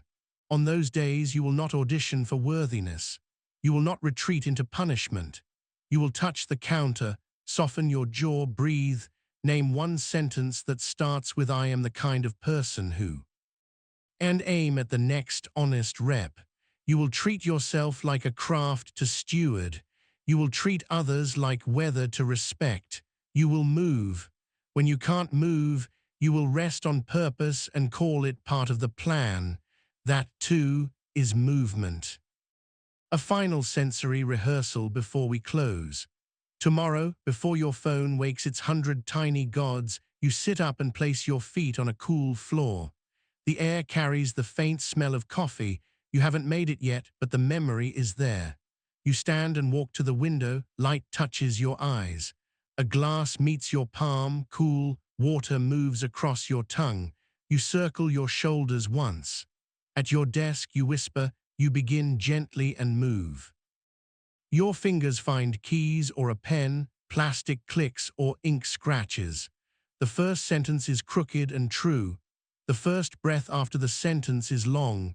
Somewhere in your chest, something unclenches. You mark and melt. A day unfolds with 3 rooms and a handful of returns. Night comes. You sit, write 3 lines in your ledger, and perform a tiny closure cycle on a task you're not continuing. You lay down. You say your name and another's, 2-name blessing, and you close your eyes knowing you weren't perfect, but you were present. Presence is the runway grit lands on. You are not invincible, you are trainable, you are not unbreakable, you are repairable and returning, you are not a statue, you are a river with banks you tended yourself. The world will feel you differently because you feel yourself differently. Calm will gather where you stand. Focus will choose you because you keep choosing it. Grit will stop being a performance and become a posture. When people ask how you became unstoppable, you will smile and say the truest, simplest thing, I return. 1 breath, 4 in, 4 hold, 6 out. 1 line said softly so it lands in muscle. You are the awareness, not the emotion. You are the chooser, not the noise. You are the steward, not the storm. You are the presence, not the performance. Then let silence finish the sentence for you.